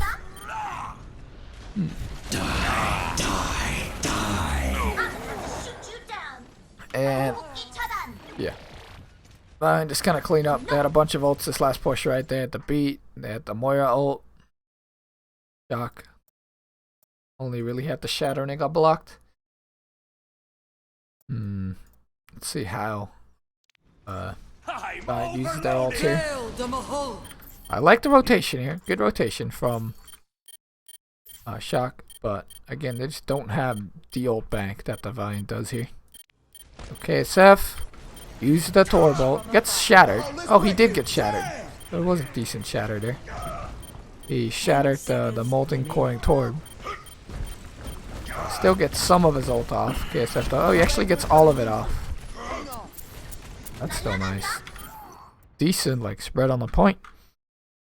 And yeah, at this point, you already see, like, how spread Shock is.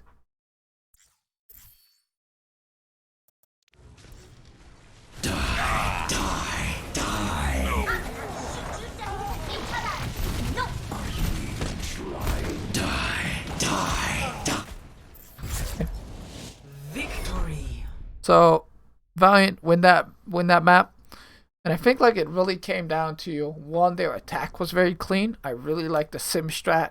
That was definitely something they've talked about. They've studied that fake on left side with TP and then speeding right side, genius. And then they snowballed second point, and then the defense for them. That was just good. I didn't really like the Zaryan attack first point from Choi. They kind of clutched out first point, but obviously second point takes a lot more coordination to take. So they weren't able to like win out that second point, right? They kept having losses in these fights. I feel like Valiant was able to engage on them first a lot, which, as I've said earlier, I'm a big fan of. But yeah, that's... Oh, no, that's the wrong series. We're up here. That's the one and only map the Valiant will win this series, and I think it was the reverse scorelines last week, actually. 3-1 for the Valiant back then. Ready for battle. So Shock really getting their payback here. Anyway, before I start with this map, guys, I will be right back real quick because I have to go to the toilet. But if you like this educational content, make sure to leave a follow. I do these VOD reviews a lot. And then I will be right back.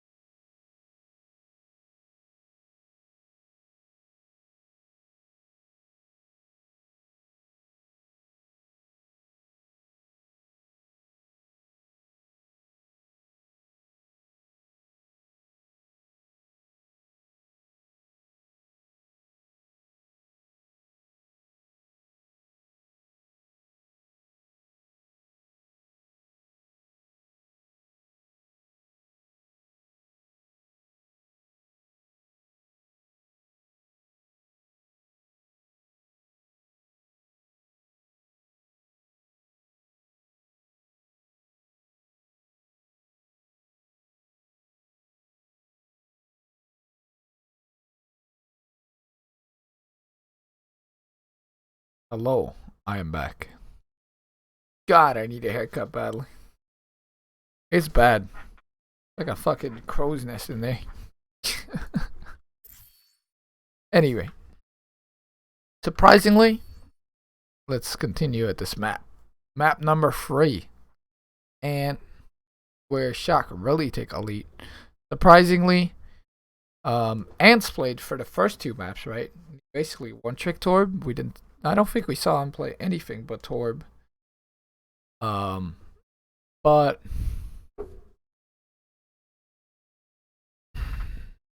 now Rascal comes in on Torb, which I know already Rascal did amazing, right? Like he absolutely popped off this match. But it's weird that they again have 2 different players for the same character for the same roles. Maybe there was some like shots we didn't see, obviously. But yeah, Rascal comes in here. It's 1-1. This will heal you. And I think it really pops up. Like Rascal shows just how good Torb is. Also, this Valiant comp is really interesting. They're playing Tracer, and they're on defense.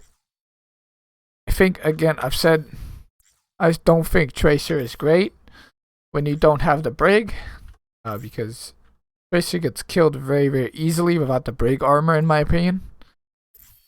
Or her recall gets forced out, right? Which is, she has to play really safe after that. It's basically the same as Reaper Wraith. So yeah, I don't really like the Tracer start here. I think if you want to play a flanker that's like great, right? Then you would play the Sombra, in my opinion, because she's like very self-survivable. And EMP is a really good ult. But I think both those characters are like too slow into the Shock comp, right? I think you either play the Doomfist or the Torb. And there's not much like work array around that, in my opinion. I think Trace is a great character, but well, you see how fast she dies, like just right here. And I don't know what that was, but I guess it just kind of goes for the turret. Like the turret's my target. And then he gets domed by Rascal. Nice headshot too. They've saved Rascal. They've spared his energy. Oh my god, that was disgusting. But yeah, Rascal ends up headshotting KSF. Really nice headshot coming out. Defense matrix activated.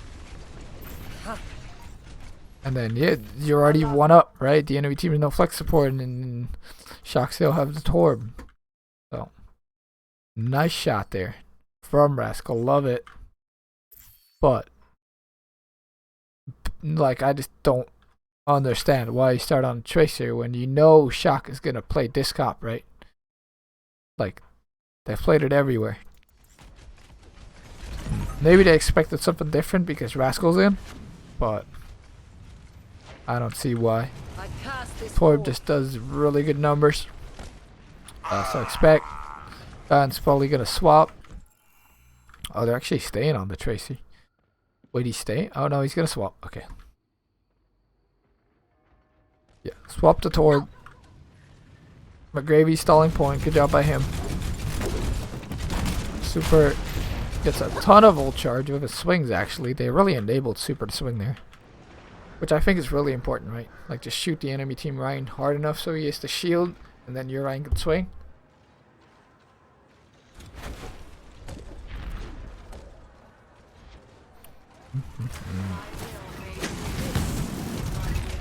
Okay. Let's see what happens now. Valiant come in for a retake, right? It's a pretty late retake, but nonetheless, this should be a good retake for them. They come out, KSP goes for a flank on the left side, which I like the Reaper flanking right. He's very safe to flank because he can always race form out. But yeah, let's see how this fight plays out. I'm gonna have to shoot you down. Boosters engaged. Come on. I'm just kind of the one that engages really hard. Shock backs up. I wonder if they use their speed boost to back up. If they did, that's bad. Oh no, they still have it. So now they're gonna re-engage with speed boost. And it kind of felt like Valiant just kind of came from really far and just forced the engage. Well, I think if you walk up to the enemy team, then speed in, that's way better, right?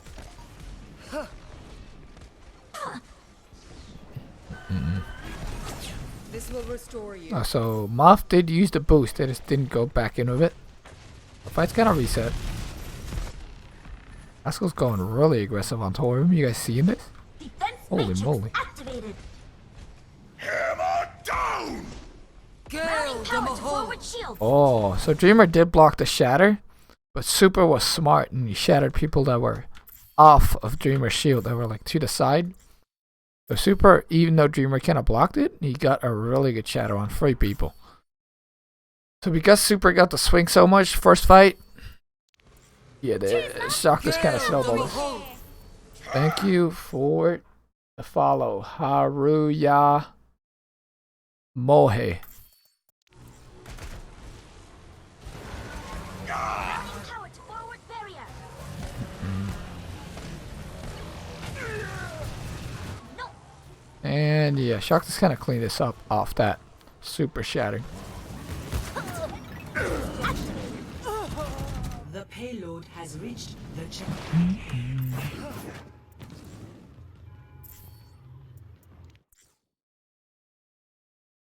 And now they're going to go take high ground.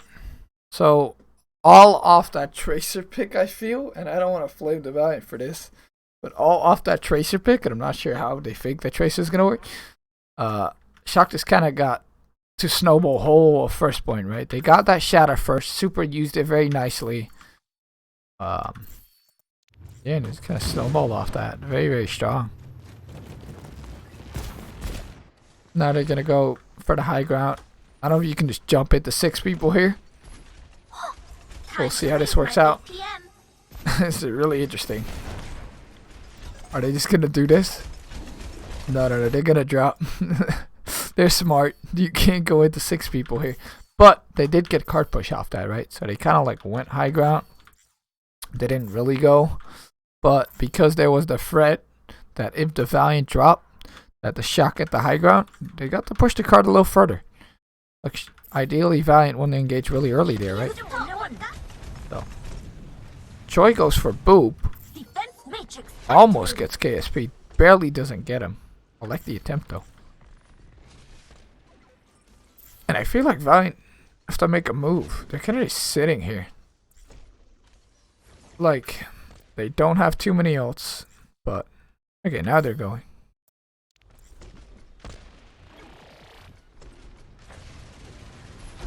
Molten core! Get through this. Come on. Die, die, die! Riker pops his ult.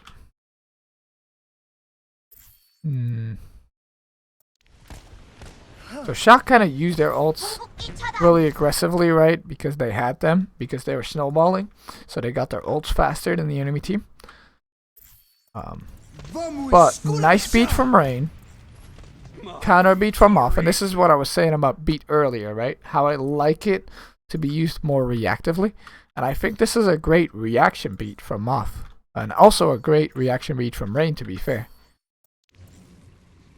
This fight's kind of equalized. It's now up to how can the Valiant use their ults, because they actually have a bank that's coming up hard right here. McGrady gets focused. Oh, KSP does not have a good ult here. Let's watch that.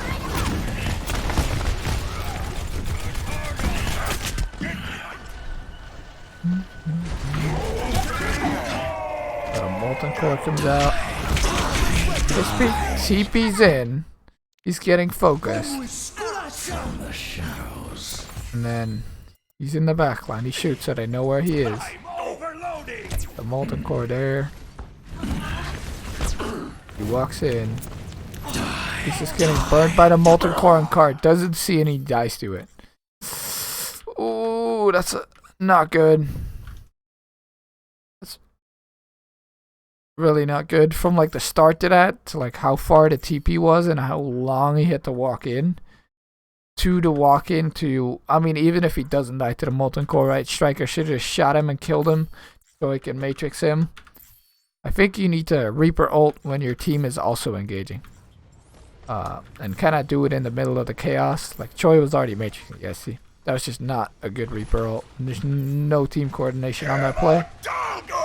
And then Dreamer also ults and he gets killed. Wow. This is the worst case scenario for Valiant right now.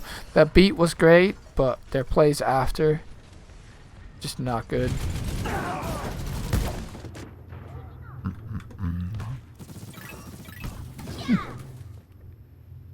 Maybe too much chat banter. And McGravy actually gets stalled for a million years here.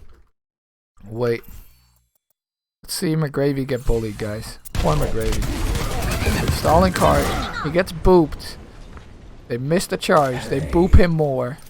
Check this out. They boop him even more. He gets body blocked too. He cannot get the cart. Poor McGravy. He gets booped more. And eventually he will die. Dude, poor McGravy. He got stalled for a good 20 seconds there. He might not even get here in time. That's how good that stalled. That's genius from the Shock. Yeah, McGravy's still not spawned. He's finally spawned. But he's not going to be here in time for this fight. Because Valiant have to engage right now. Oh, dude, oh my god, 0.09. That was a crazy clutch touch. But still, this is really good for the Shock. They can just hard focus this Reinhardt. Once they kill him, there's nobody on cart, right? Nerf this. Hammer down! Trooper goes for Shadow, gets it this time because Dreamer is fire striking. Nice Shadow on the fire strike there from Super. And then nice Diva ult to finish him off. He probably would have been killed by Super. KSF comes in with the ult. That's a really good ult. Matrix activated. Wow. Dude, Torbolt's so good. If you just look at this Torbolt, look at all the area where you can't stand. And I think Torbolt does like 200 DPS or 250 DPS, something like that. Something crazy. It's like a crazy high number, so you really can't stand him. Overloading! Turning up the heat! Get to cover. Enemy turret down! Oh, he misses free shots with machine slow motion. You know, he deliberately spreads his ult really well. He even spreads it right where he's standing. Striker gets killed before the TP goes off though.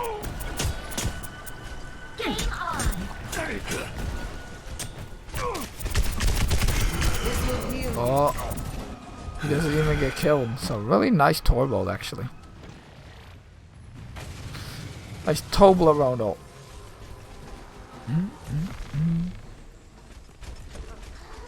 That makes a fight reset. Striker's dead though, and Dreamer's dead, but that's still a dub for the Valiant because Dreamer gets back way faster than Striker does. Oh, but Lastro dies. What? How does Lastro die, dude? This will heal you. Nice heal overall. He just gets spammed from the side. He shifts. Then the fire strike comes out. Oh, and he just doesn't dodge? What? Maybe he thought McGravy would eat it. But that was just not great. Not dodging that fire strike. Everything looks like... I just want to preface, everything looks derp in .25 speed though. Because we can slow down time. You know, everything looks slow and you can always like say, hey, this is the best play. But in reality, when you watch it in full speed, that's really hard to dodge for a Lastro, right? Like, let's look at it in full speed. Everything is going on. You know, he's doing a good job healing everybody. Gets poked out by Torb. Yeah, then see how fast the fire strike comes in? It's not like, you know, it's as slow as in the replay. So in reality, you only have like .25 seconds to react to a fire strike like that. And you know, it's really hard. So me saying like that wasn't good in the replay viewer it's very easy for me to say, right? But when you're in a match, the pressure's high, and you have only that long to react, it's really hard. Anyway, Valiant do clean up, even though Lastro died. I think that's all due to their turbo, honestly. And then Striker dying there, right? Striker being dead, that's like almost all your cleanup damage. Like, Reaper does so much damage in this comp.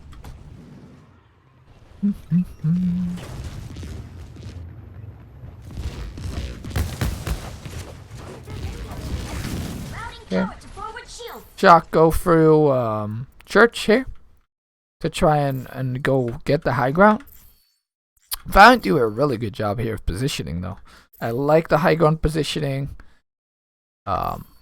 Obviously they will get to engage on the Shock if they get through the choke. And they do. Molten Core comes out from Rascal though, and McGravy's on low ground currently. To try and maybe stop the cart, but he can't eat the Molten Core because of that. So that will give Rascal and the Shock all the space. Really good Molten Core too. It's like on the whole high ground. You know, maybe could have been a little better spread to cut off the enemy retreat, but overall good. Super drops after KSS. They really want to kill KSF there, good. The beat comes out from Valiant, and this is a weird beat to me. Because the fight, like, maybe he's trying to save KSF, which I assume, right? He just got his beat, I guess. He has it now. KSF's over here. And, no, KSF's dead. So I don't think that was for KSF. Yeah, KSF died, he beats after. And Shock's just not in a position where they are an immediate threat right now. But this beat is not that great. Like, they can just kind of wait it out, right? And you really want big value with beat. As I've said before, I think it's the best ult in this whole composition. Yeah, beat is completely waited out, right? There's no way Valiant could have engaged off that beat. And Shock kind of like killed KSF and then stopped their engage because of the beat. So if the Rhines would have connected and he would have beat it after, maybe it would have been better. Anyway, Lastro gets pushed in.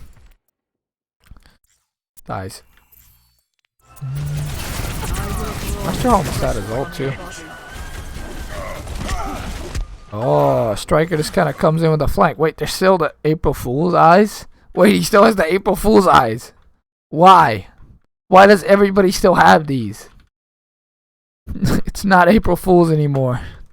What the fuck? That's funny. Okay. So watch that TP from Striker, cause that's mega. And I think like in this game, both teams could have sat on the enemy Reaper a little more. Cause this is a really aggro TP, and there's nobody really dealing with it. They don't know, obviously, but in an ideal world, you know about this TP, right? You see Striker TP and you go to like contest him as Rain or as McGravy. McGravy was really low, but anyway, Valiant was already down KSF. The payload has reached the checkpoint. And again, Shock didn't really have to use too many ults there. They only used the Rascal and the Violet ult. April Fools, y'all thought Shock wasn't as good as they used to be. I mean, this match wasn't perfect from both sides. Shock's definitely better than last week, but I wouldn't say they're as good as they were last season right now. But yeah, I think with Choi back on Diva and a normal support line with Ma Violet, they're a lot better. Fools, y'all thought Shock wasn't as good as they used to be.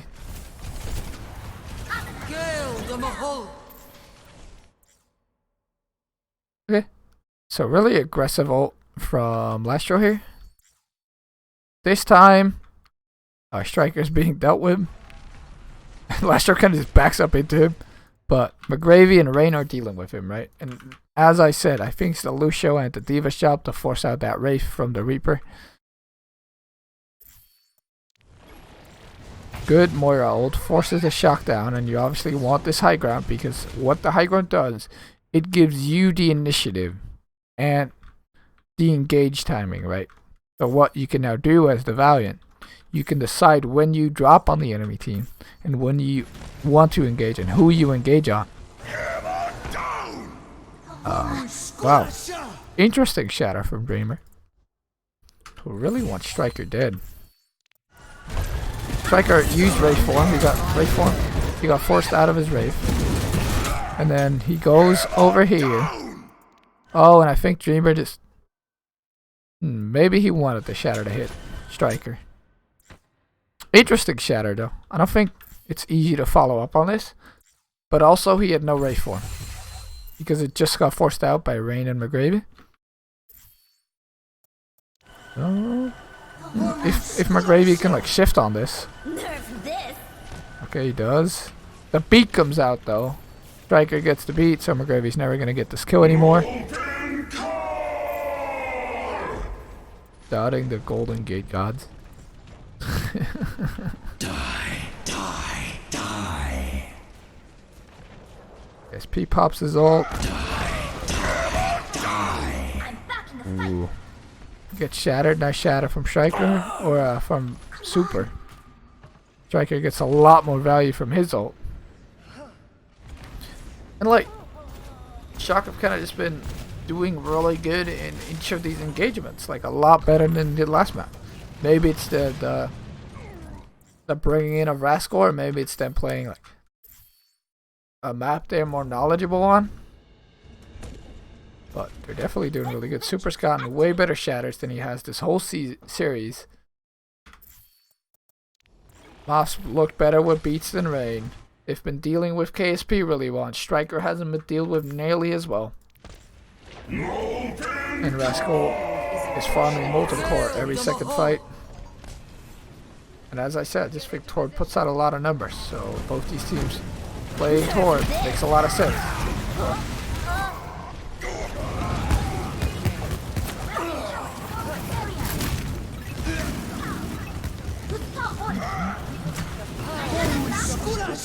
Fight's still going on.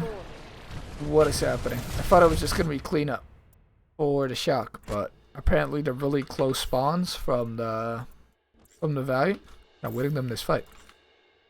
So what happens? 6 people sitting on point for the Shock. Play aggressive. They push up. Molten core comes out from Rascal. It gets a lot of it gets eaten by McGravy. Nice shot by McGravy to eat a lot of that, but he does get D-Max for it. He Diva bombs, and then Rascal dies. How the heck does Rascal die?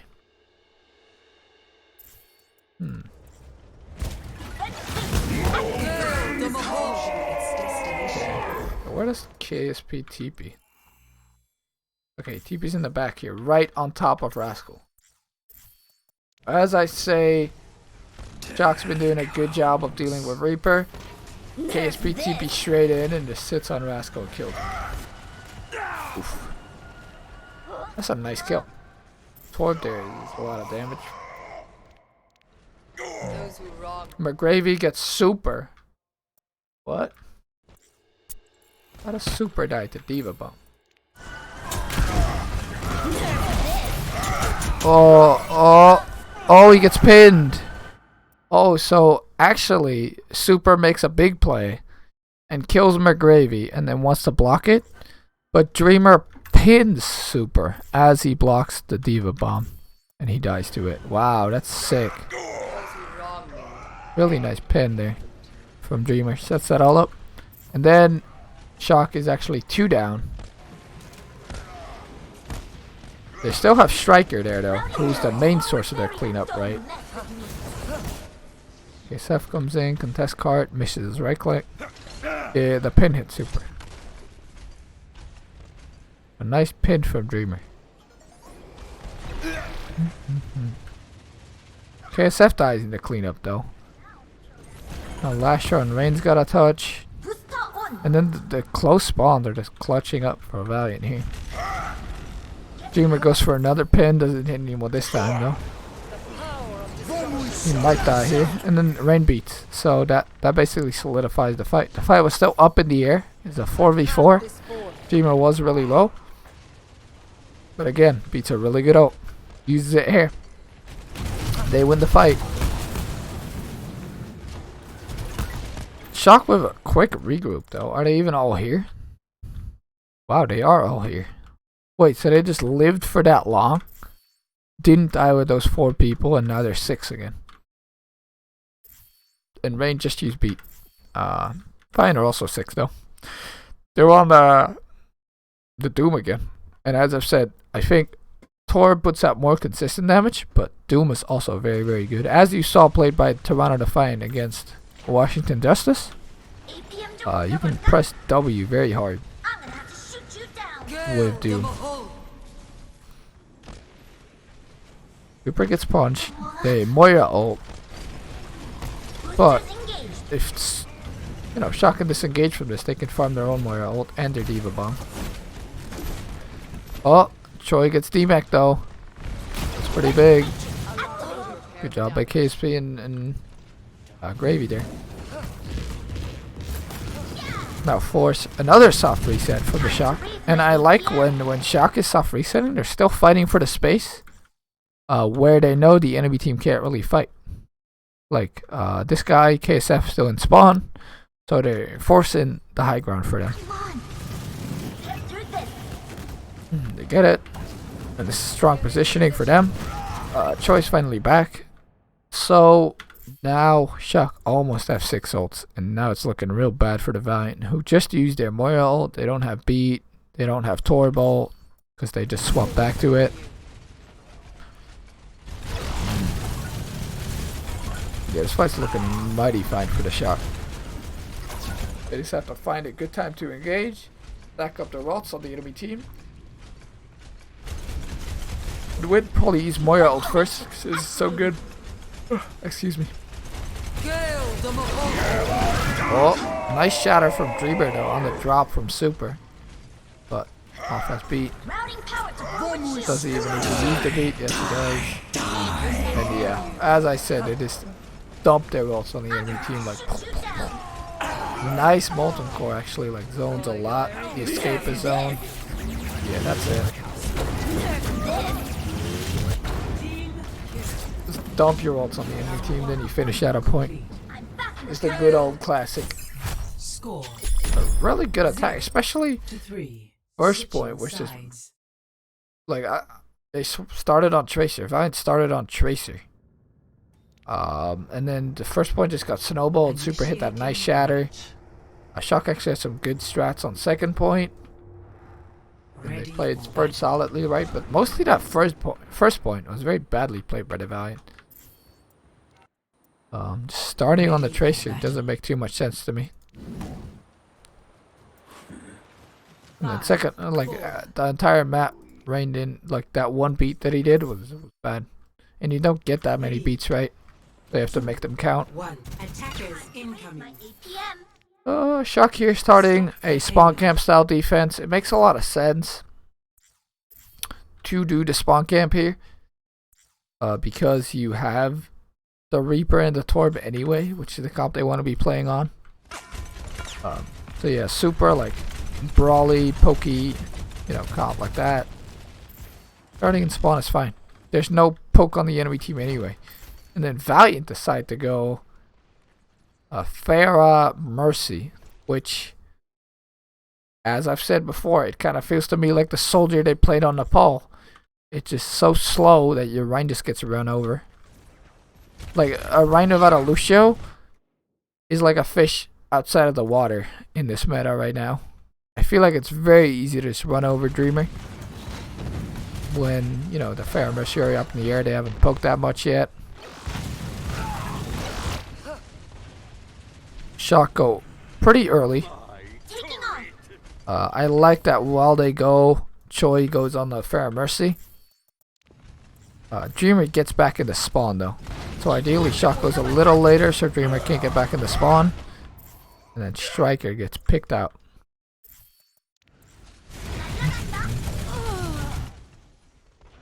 However, Choi finally kills Rain. And Thief is really good against Pharah Mercy. People always think, hey, Kree is gone. Pharah Mercy's really good, but no, guys. Diva's the ultimate counter to Pharah Mercy. Anyway, trades, again, good for the Valiant here because their spawns are so close. So Shock backing out here makes a lot of sense. Choi should get out. Yes, good. Activated. And Striker has swapped over to the Widow in counter to the Pharah Mercy, which I don't feel like they even needed the Widow, really. But Valiant then swaps over off their Pharah Mercy to Lucio Torb. And, I mean, Violet's farm is Moira ult pretty fast here, actually. So, Shock should probably be looking at making a gauge off the Moira ult inside of their Widow LOS since they're playing that.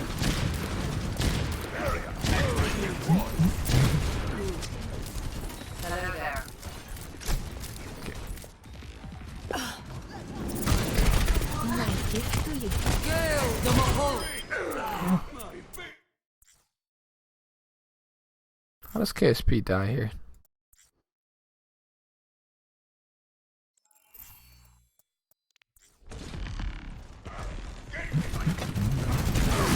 TP's in. Torb's right on top of him. Allow me to repair the damage. Armor's pretty good against Reaper. KSP backs up from the 1v1. And then he just gets shot in the back and he doesn't rafe. Oof, that's rough. Especially because they're already calling too. I think if you want to TP, you always kind of TP on or around the Rhine when they're close. I don't think that was a great TP. Like when I was watching the Fine play the Reaper, actually, I thought they played it very smart where they just had Surefour or Logix TP right on top of the enemy Rhine or just behind him. So it was instantly in shotgun range. And they had the rest of the team engage at the same time. But this just kind of felt disjointed.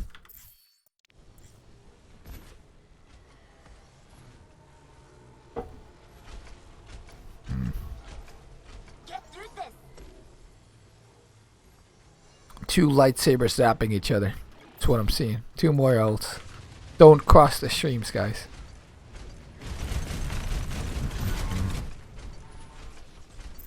Valiant have to back out though. KSP's dead is a big part of their damage. So even though Striker's playing the Widow here, who's getting pocketed really well by his supports, by the way. Yeah, KSP dying there first. Rough. Oh, is McGravy gonna die late? Wow, that's bad. I'm ready to initiate And then self-sequence. over here, Rascal is at a really big ult. Let's watch that. Dude, Rascal farmed his ult so fast here. That's crazy. Obviously, KSF was unfair, but still.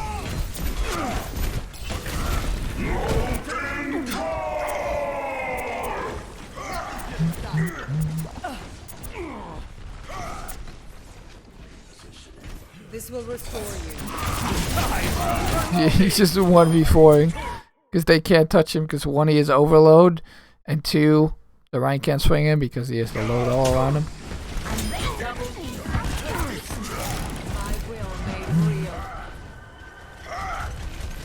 Yeah, they just cleaned this up. Now there's only 2 minutes left for the Valiant. So Valiant strats look like so good and so rehearsed on Paris.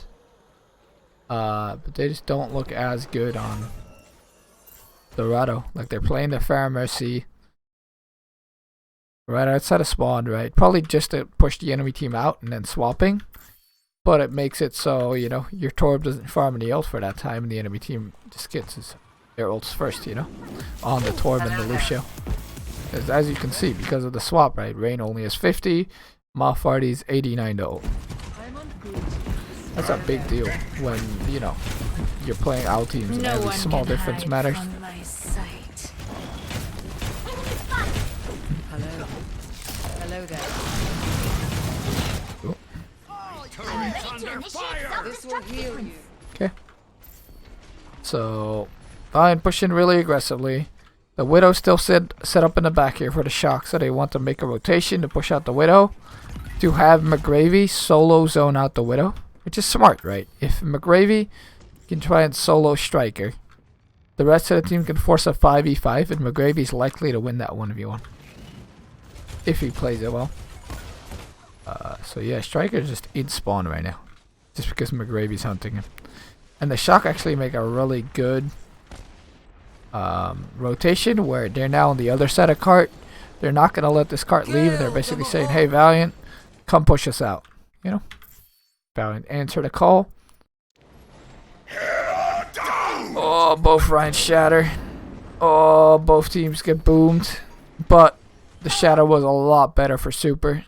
1, because he, you know, got the enemy right in it too. He didn't get shattered himself. And 2, because he got Lastro, who was using his Moira ult, which is a massive deal. A nice shatter from Super there. Really nice shatter. McGravy Diva bombs him. 60 seconds remaining. It was already too late.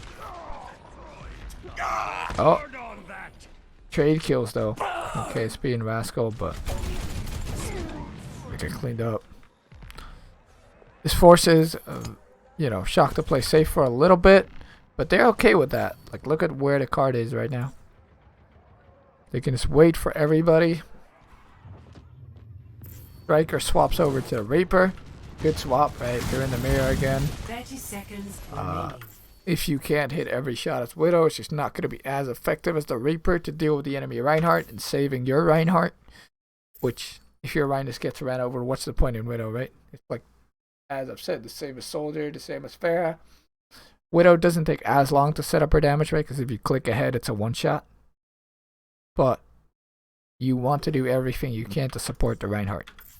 And if McGravy can solo zone out Striker on the Widow, then there's just more damage available for the Valiant.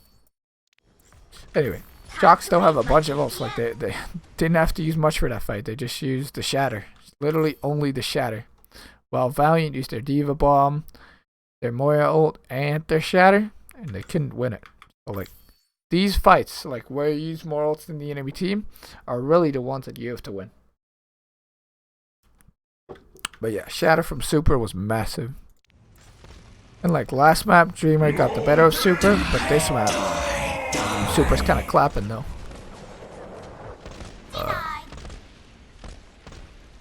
really aggressive ults coming out here from Valiant. But Shock just say, okay, you want to use your ults that aggressive? We just speed out. And we're going to use our ult second. Which I like the aggression Valiant had. I just don't think they should stack both DPS ults. I think using both the Reaper ult and the Molten Core at the same time, the Diva Matrix gets too much value, right? To eat both of that. If they would have maybe KSF ulted first and then KSP like TP'd on the high ground here and then dropped down with his ult when the Matrix was really low, that could have been a lot better execution, right? Because they need to get like a lot of value out of those ults, because you see how many ults the Shock still have, and now they're re-engaging with them. So yeah, nice Diva Bomb. They used the beat even, because this last fight, right? They can now use everything. 10 seconds. The Rain didn't even get to use his beat. That's rough. Didn't use one beat in 4 minutes. Oof. Overtime. I think at least. Oh, he did use it. Wait, the Valiant can win this. Wait, I'm drunk. What happens? Wait, just how did the Valiant suddenly touch? What? Oh, what? McGravy falls from the sky. What? I didn't see this guy at all. Where's he at now? McGravy's just waiting. Wait, this is a legendary touch.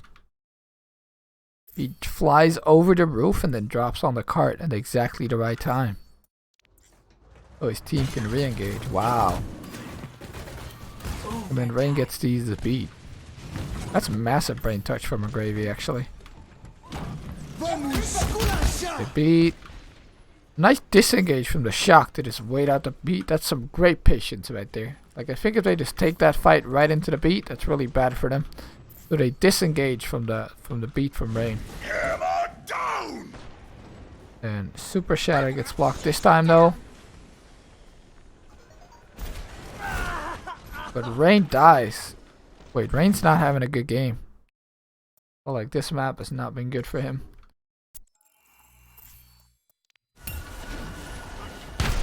Oh, he gets just hit in midair, dude.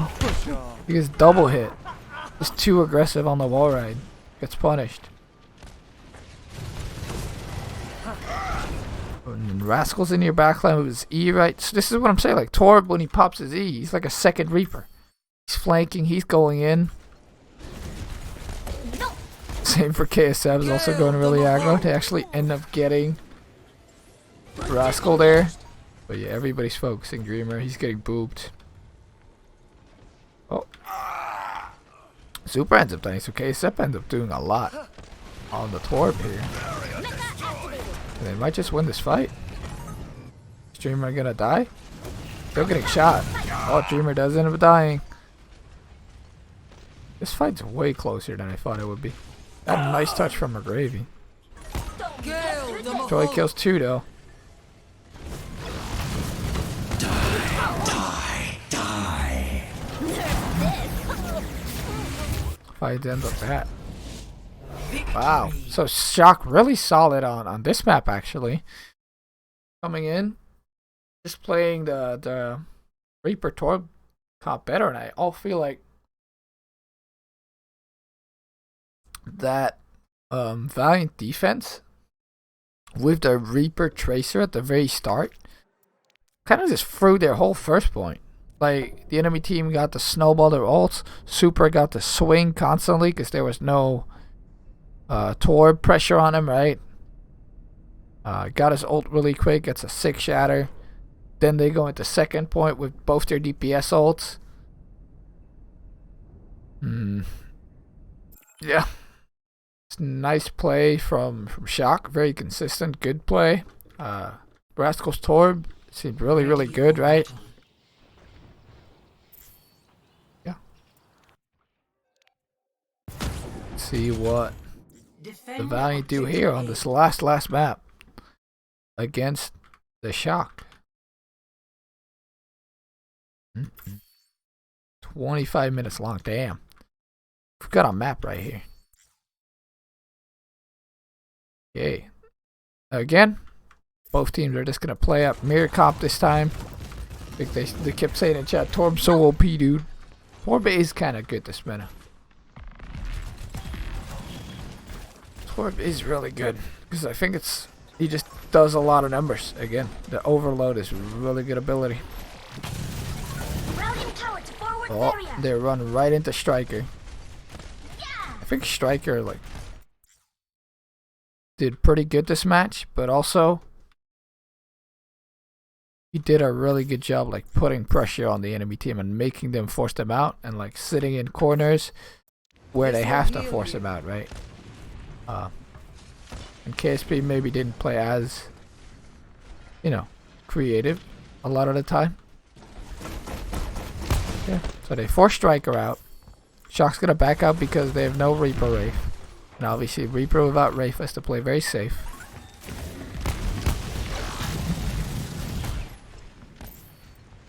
Dreamer walks in.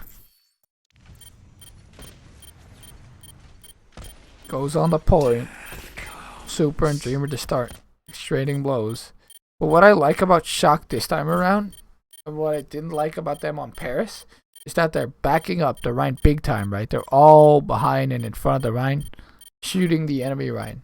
They're kind of winning the Rhine war that way. Yeah. Let's see what KSP does here. He TP's in behind. Good TP. But Moth is right on his ass. And this is what I was saying, right? How the Lucio kind of has to deal with the Reaper. Moth boops him. Nobody else is looking at him though. Even though Dreamer's really low here. And KSP TP's in. I think you really have to deal with KSP here. Like, maybe Moth just stays on him. Or Rascal or Striker turns around. But if KSP just gets a super in the back, that's very bad. Because Super doesn't have armor right now. Like, because he's low HP, right? You get armor. You get 100 armor, right, I think. But when you don't have that armor, then Reaper suddenly does a ton of damage. When you do have armor, you block a lot of damage, right? But yeah, nobody deals with KSP. They do see him, because Moth boops him. But they just let him do that. I don't think you can let the Reaper do that. You gotta force this Wraith. And Choi wasn't in a position to do it. So maybe Moth's gotta go a little harder on him. Or Rascal or Striker. Or Moth and Rascal or Striker. But if you don't force that Reaper Wraith out, Matrix activated. well, you see what happened. Yeah, this fight's over. Get into position. Last show has its ult now.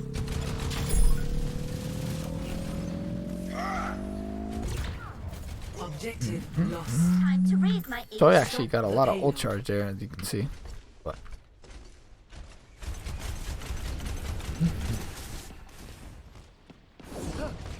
oh. So what ends up happening is Valiant start pushing the point, right? They have Rain on point. Obviously, the Lucio is this resident card bot. We all remember wins from World Cup when they were playing goats. He's like only emoting on cart. Anyway, Shock. They see that the Valiant wants to take high ground, and if they just hold high ground, right, that could be okay, and they could flip cart maybe.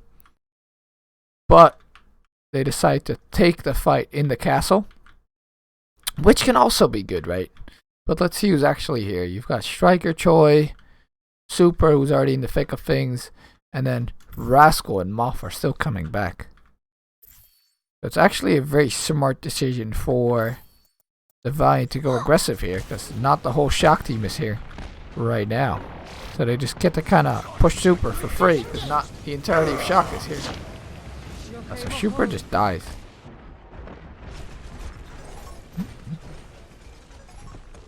Tweeting from the payload, yeah. I know, right?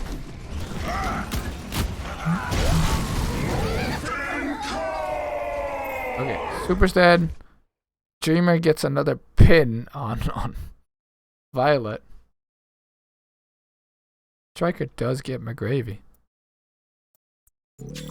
A Striker get McGravy. Oh, this is too far back. My bad. This is gonna make you feel better.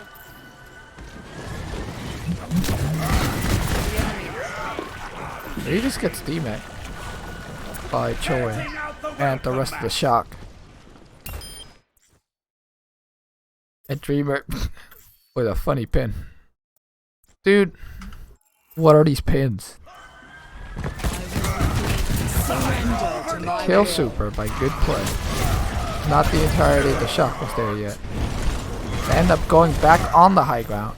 And McGravy's a straggler on the high ground. That's why he ends up dying. And then Dreamer just kind of pins in, dude. He's like, fuck this shit. I'm helping McGravy, whether he wants it or not. Gets Violet. Should die here. Yeah, Molten Core comes out from Rascal, who again farmed it really quickly. Trades keep coming out, and this is like overall like pretty good for the Valiant though. They have faster spawns, and they're still pushing the cart, so they're good. Yeah, Shock's is gonna back out. They're like, shit, they're still pushing cart, bro. Road. But that was great from the Valiant. They only used the last roll, and they basically got it through this first choke, which the first fight happens here a lot of the time, right? So now the second fight already being up here makes it so at most Shock get 2 fights on the second point.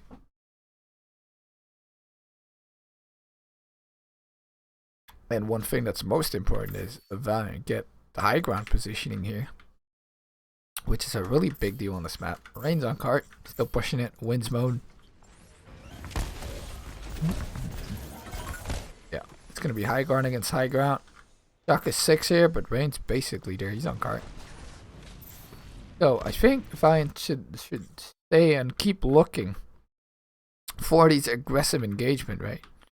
Maybe they can go really aggro the KSP ult after they've farmed some Matrix out of Choi. Yeah, they end up going early with the KSP ult. Violet also ults at the same time, but overall, I like this play from the Valiant because they're still pushing cart. Such a big deal. They're just getting these frame meters. Dreamer shatters. It gets blocked by Super, so Super's starting to get his number right now. KSF keeps ulting. Obviously, a lot of it gets eaten by Choi, but KSF ults last 5 seconds, and Choi Matrix only lasts 2 seconds, right? So nice Molten Core. And they're still pushing cart, dude. This has been such a good attack for the Valiant so far. They even end up getting Violet, who's ulting. He doesn't really rotate away with his team. Routing power to forward heal. And then you don't have Moira healing. That's a really big deal. Last show ults now. Yeah, they're just gonna take this entire second point just off the snowball and off their ults.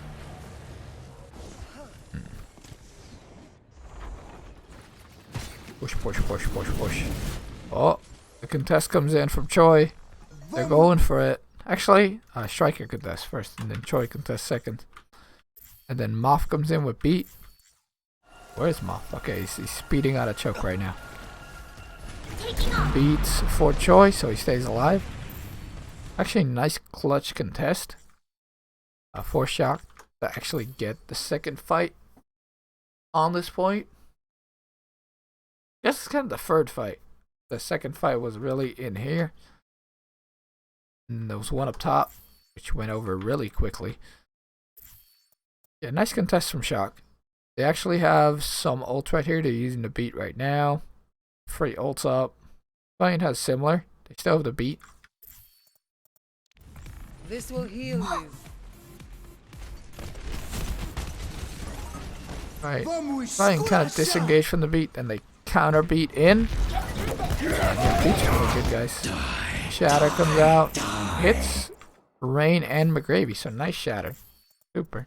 Barrier destroyed. Nerf this. McGravy ults, but he should still die. Yes, nice. Oh my god, both Reapers ulting, but Shock should have clutched this using their Maybe ultimates. next time. The bomb doesn't get much value from McGravy. Yeah, nice clutch up from Shock, and I really like that coordinated push out, right? Where they had Riker touch first, him brave out, and then Troy touched after, and then Moff came with the beat.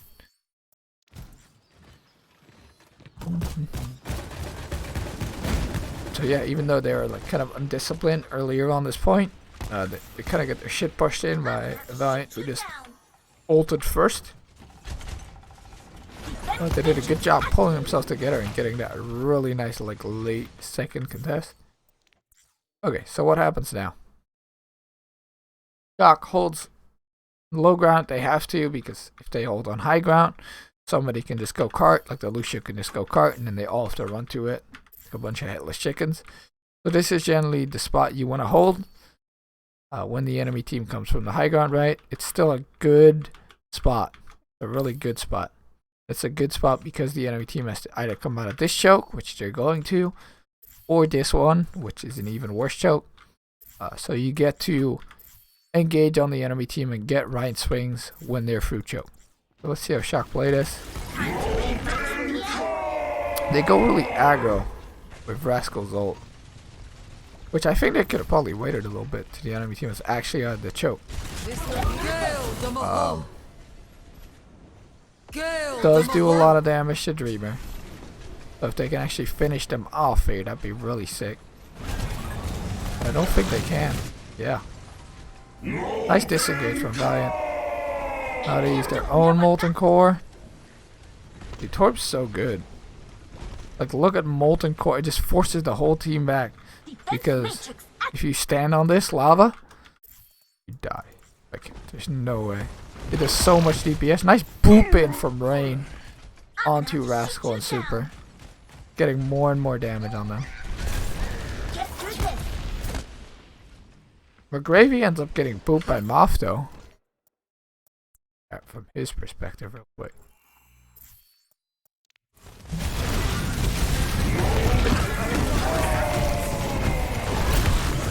Wow, he just goes to the cart and boops him because McGravy just used flight.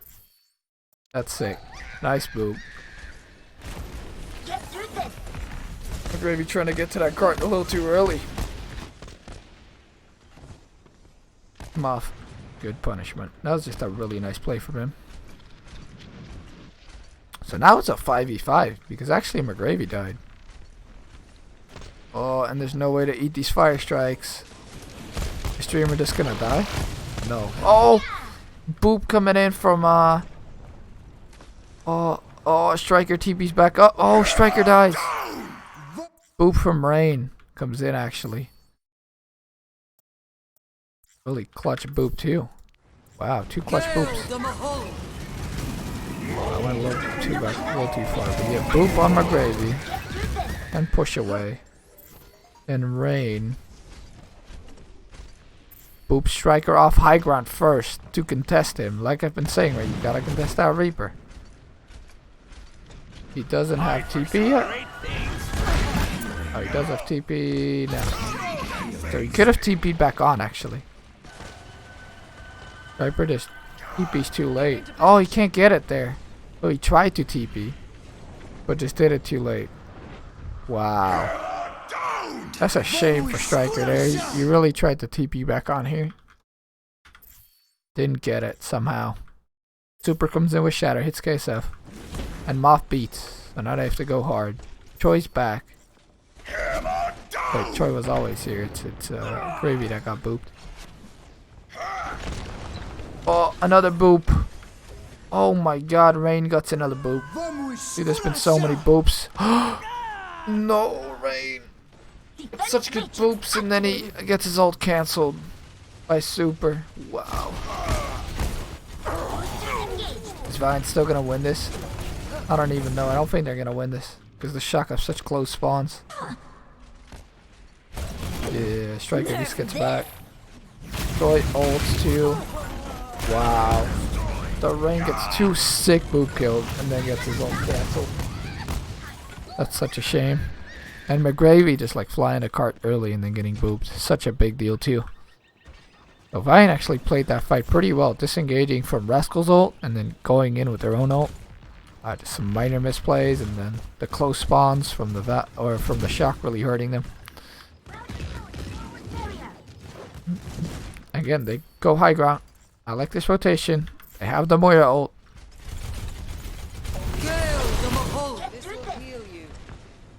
Push up. They pushed it very hard. KSP! Kind of just ults in main. Which will force Choi to use his whole matrix on him. Choi's already used a lot of his matrix actually. But good ult there. Forcing everybody off super. Striker you then uses ult. Oh, that's also a good Reaper ult.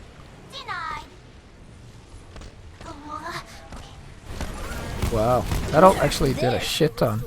That one from Striker. And the point is, like, the divas have to use a lot of the matrix on the engage because you have to matrix the enemy team's Torb and Reaper damage if you want your Rhine to live. So these mid-fight Reaper ults, oftentimes you won't have matrix left to eat it. And that's what you just saw from both sides, where you just don't have the matrix left to eat these ults. KSP does end up killing Striker. Good positioning from him there. Swiftly. Go to cart. Shock's really split actually. But they do end up living, which is the most important thing in Overwatch, right? Being alive. Molten Core comes out. He covers both entrances. And that should basically do it. Like he's just gonna Molten Core all over the cart. Molten Core comes out for Rascal too. But at this point, if you look at the Shock HP bars, they don't have all the clutch ults to come back now. Dreamer used a Shatter for good measure, which they respectively didn't need, but at the end of the day, I'd rather use an ult too many than an ult too little, right? Okay, first point. Giants have the Moira ult, they instantly use to engage. So it's as I've been saying, right? If you use your ults, cooldowns, and abilities really aggressively to engage, the enemy team will have to use a lot defensively.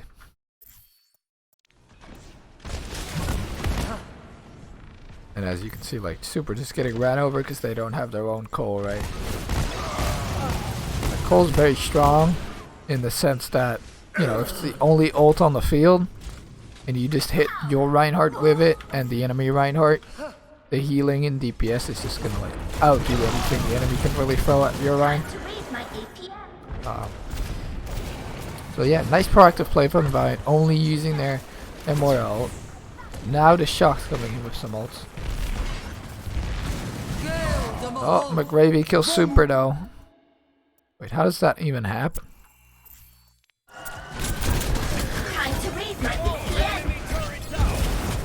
But they set up high ground. KSP and McGravy do. I'm gonna have to shoot you down. McGravy needs healing. And then Super just kind of walks up high ground. But he doesn't see KSP's there. And then they all just kill Super. Nice positioning from KSP behind the enemy team. I notice often though that KSP ends up using his Reaper shifts in like timings where he doesn't need to use it. And then he can't play as aggressive anymore because he doesn't have the Wraith yet. Like there, he used it, now it's still on a 5-second cooldown, so he could get punished here, you know? That kind of stuff. Now he has it again. Oh my god, that's such a big shatter from Dreamy. Like, look at how many ults a Shock have. That's sick. That's the biggest ult ever. My god, let's see what set that up. First, they kill Super. Nice kill there. I think Shock as a whole could have probably like walked out a little more coordinated. And then because Super's dead, and the beat comes out, he just sees everybody on cart. Hits them all with the biggest shatter. EU. Nice dodge from off, but everybody else is down. Yeah. And then the Molten Core comes out too. Nice ults there from the Valiant. But I think that, like, so much of this just comes down to the Valiant winning that first fight so decisively, right? Test them up for that snowball for the rest of the map. Switching sides. And what I mean with snowball, it's like, you know, you start with a small fight win. You get your ults up because of that. You get your ults faster than the enemy team. You win the next fight because of that. You get your DPS ults up, right? You win the next fight because of that. And then the enemy team kind of gets to reset up. But the whole point is that because you are the ones taking the initiative as the Valiant, because they get that positioning, because they won the last fight, they get to kind of dictate the next fight, which is a big deal.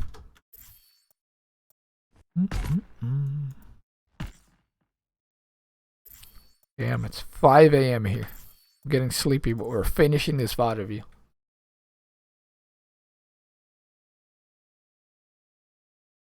There's no way I'm getting up for the Asia games. I will sleep like a rose tonight. Okay. KSP, McGravy, and who else? Rain play on the right side. Dreamer, KSF, Lastro play on the other side here. And all of Shock speeds left side onto KSP. Who then Ray forms and then Dream charges in. Swiftly. I don't like this. I don't. 5, yes, it's 5 a.m. Uzawatsi. But that's okay. I live on NA times now. I do not like this from the Valiant. I think holding close and holding split is great, right? But where I think they go wrong is they go all like inside here instead of just having KSP inside here.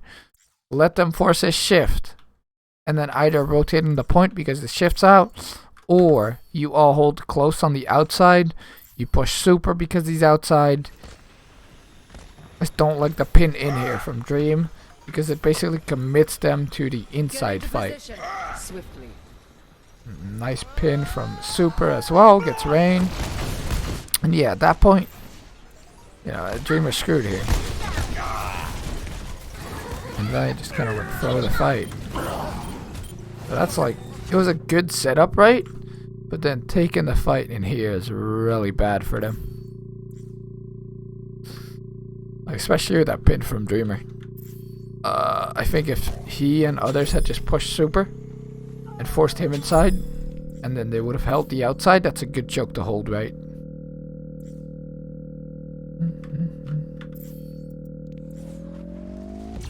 Objective lost. Stop the payload. Anyway, now the Shock get to do what Valiant did to them. They're also going high ground right. Also setting them off on point. AFK on cart. They have the Moira ult first, right? So let's see if they go aggressive with it. Valiant, though. Really smart rotation from them. Go straight to point. Gonna try and dismantle Moth and like make the enemy team come to them. Luckily for the Shock, this gate does open. So they have a more straight thing. If this gate didn't open, they would have had to go through here or here, which are terrible chokes. You really don't want to go through those chokes. But the gate opens, so great.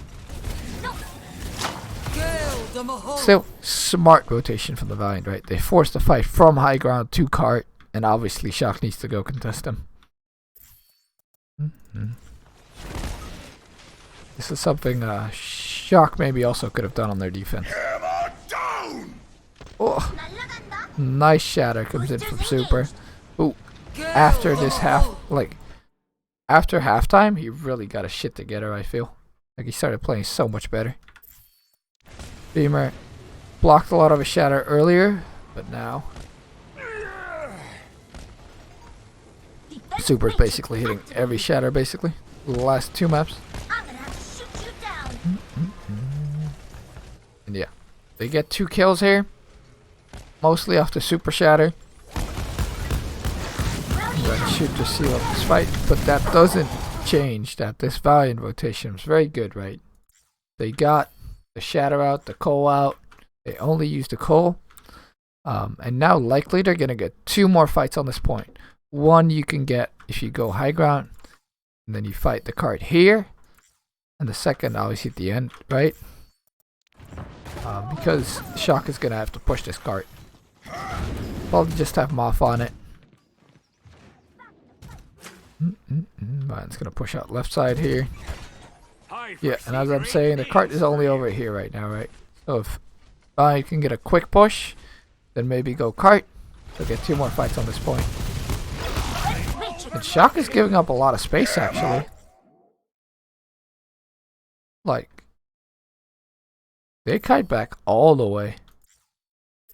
I would have liked to see Shock engage earlier, actually. Like, they had both their DPS ults, basically.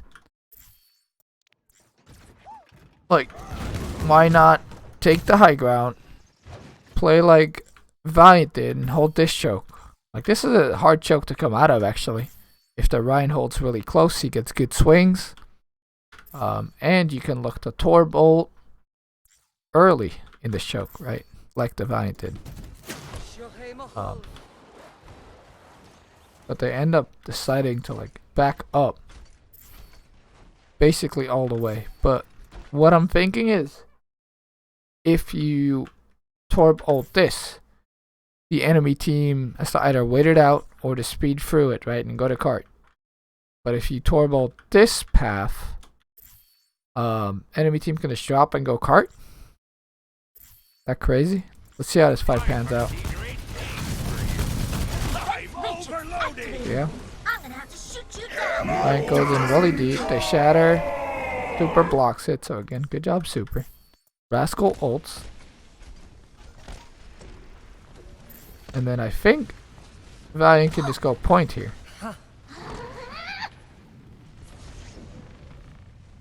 They high ground. They get booped. They're not in the molten core anymore. I think this is where Valiant really need to drop. Otherwise, they're not going to get a good second fight. But they have high ground control now, which is great, right? They're still not dropping. McGravy's dropping. They're still not dropping. Archer really rolling really far now. Okay, they finally drop. KSP gets kind of cleaved here by Super. That beat comes out. Rain is beat 2 though. But this is actually really good for the Valiant so far. This beat is the second beat. Getting the second beat off is very good, because the armor stays on you longer. What I'm noticing though is not everyone on Valiant got it. Last show and KSP didn't get it. And they're getting focused by Striker. That's okay though. Well, last show kind of shifts in. That's just the bomb, nice. It's still happening. Suiting up. Oh, Moth, go kill McGravy. Oh, I don't think he can get him. Oh, but while this is all going on, Striker gets a massive ult.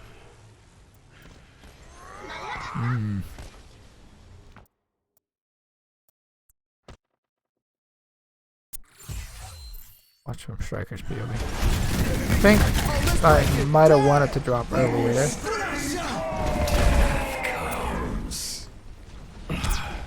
Surrender to my will.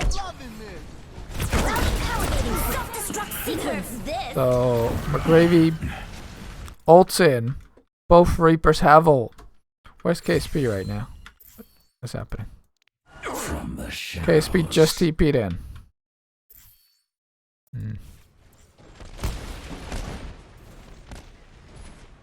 Oh, KSP is getting ulted by Valiant. So the Reaper ult plus the Moira ult is what really pulls this out for the Shock here. Damn. They used a lot of ults, but that was like good from Shock. They're still getting this cart rolling. Right, and it's like I said. Because they didn't really get that perfect fight under this bridge for the Valiant. Shock is now really pushing the card very, very far. Like, I don't even know if they'll get a good contest here. I think they need to go earlier just now. Okay, so they do get a good contest. Super shatters. But nice block from Dreamer right there. And they kind of get out of the choke unscathed. So they didn't end up taking the fight at the right time. And I was wrong. Routing power to forward And shield. Lastro's behind the enemy team right now, ulting. What? What? How does he get there? What is even happening? What? What? He just shifts in. Enemy turret This within guy's my a sight. madman. What? Surrender to my will. What the fuck? Routing power to forward shield. Actually, really big value ult. Not gonna lie. Dude, he's doing a million damage right now. Wait, he's a DPS Moira. He's in my comp games. Oh, he kills Moth solo, dude. He kills Violet too. Get into Lastro killed everybody. What? That's crazy. Oh, he ends up killing Violet too. Wow. He killed both supports with this aggro Cole. This is my will. I think maybe the Shock could have just sped on him. I don't know. Booster on. Epic death. Dying to Rascal on the 1v1. But they have better spawns. Dreamer just pinned off the map. Takes him a gravy with him. That's worth for the stall. Okay. Let's see what rotation the Shock go for here. APM to window power to forward shield. They go and rotate up high ground. I'm gonna have to Go all the way around, then up high ground. Nice rotation there. And it's a rotation team we're taking a lot. I like this hiding spot for KSP here, actually. Seems very smart if they don't spot him, because he can come from behind while the Shock is pushing the Valiant team. Try to like one shot of support. I'll do it myself. Exactly, Uzawatsi. Lastro said, I'll kill the enemy team myself. KSP goes in with a really early ult. But as I've been saying, the diva kind of needs to use her matrix to keep the enemy, like, to keep your Rhine alive and shut down the enemy Rhine in the fight anyway. But, KSP just uses it so early. A Choi should still have almost full. Okay, he doesn't have full matrix. Those who wrong. Okay, so he does get a really big value with this ult, actually. Good ult from KSP. Very interesting that this got so much value.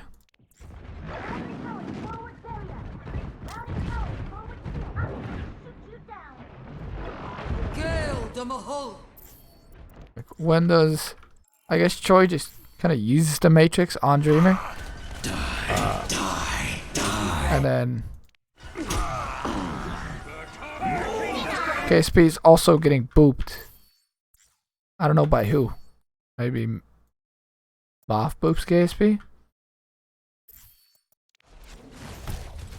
routing power to forward barrier. APM to window routing power to forward shield. I'm gonna have to shoot you down. Kill the Mahal. Who boops him? Oh, Moth must boop him. Yeah, Moth boops him. Dies after. It doesn't do too much. Fight's already lost at that point. The boop didn't really matter. Wow. Shock's getting chased down. But are they going to lose or win this fight? Oh, super dies. Okay. Oh, meanwhile, mischievous Choyobin pushing the cart. Gets spotted though. Rain gets the kill credit. That's actually pretty big, 'cause that gives a lot of charge to Rain's ult. Gives them like 15%. Oh, drinking too much water. Don't stay hydrated, kids. We gotta watch this game.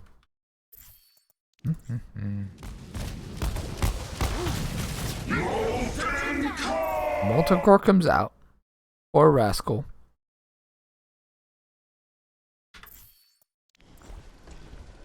Gale the Mahul. Overall, good Molten Core, right? As I said, like this choke is really the choke that the enemy wants to come through if they're engaging on you. So yeah, really good ult right here. And even though the Molten Core comes out, Valiant still commit really hard, which seems questionable to me. Let's see.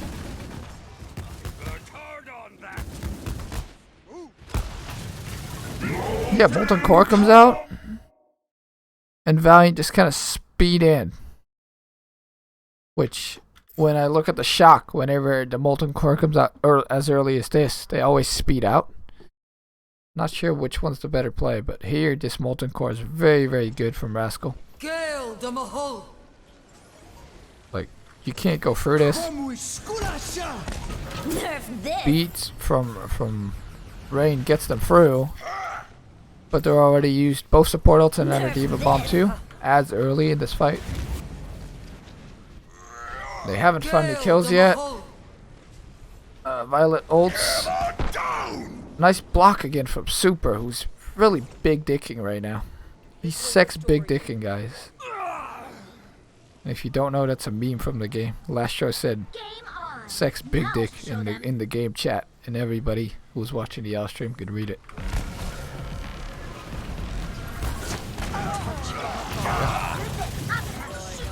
Again, good patient from Shock, and then Valiant kind of blowing their load before the fight's really started, I feel. Especially with their support ults there. The payload has reached the checkpoint. Kind of feel like if Rascal goes for that early Molten Core, you just speed back being the Valiant. You can give the enemy team a little bit of space, you know, and then come in with your ults later. Like the Lastro ult, right? Anyway, they now have 0 ults. Striker comes in with a flank ult. It gets Matrix by Choi, which is really smart, right? Gone. Allow me This to creates so much space. Holy moly. Where is McGravy right now? Why is he there?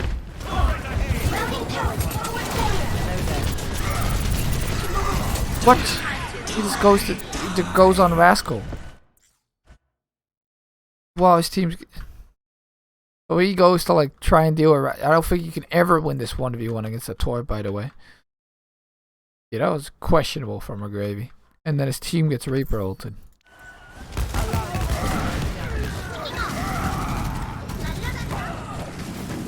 I don't think you ever leave your team like that, especially in this comp. Like, maybe if it's a Widow, you know? Like over there. But not on a Torb.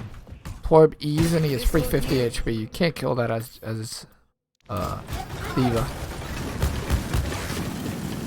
Gale the Mahul. Okay. The payload is approaching its So, destination. Violet ults here.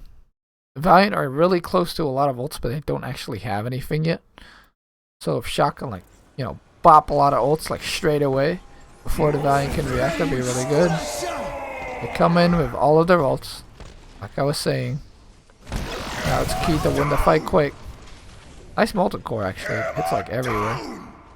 Gale the Dreamer Mahul. Shatters. Again, doesn't hit anyone. In the second half of this match, Dreamer Shatters have been nowhere as effective. But Super ends up dying to KSP. Time to raise my APM. KSP ults. Koyoben ults. Oh, KSP almost gets booped into the Diva ult, but barely does it.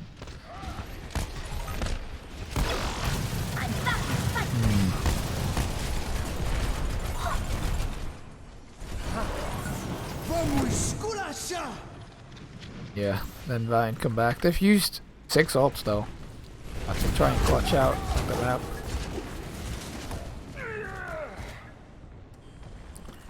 Possibly didn't need to beat at the end, but I get why he's there, right? That was very close, very clutch for a long time. Super ended up dying to KSP is like what really won that for.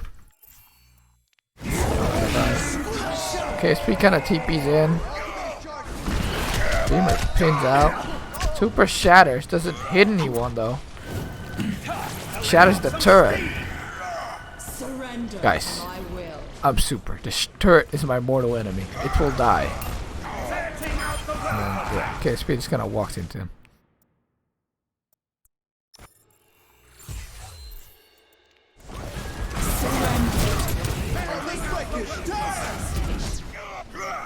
Dreamer pins out. Turret, ye oldest adversary. You shall now take the shattering. He tries to hit range, but it doesn't go up that far. That's rough. And then he dies to KSP, so I think if there would have been just general card focus from the Shock here, they would have won this fight. But they go and, like, you know, do all their own things.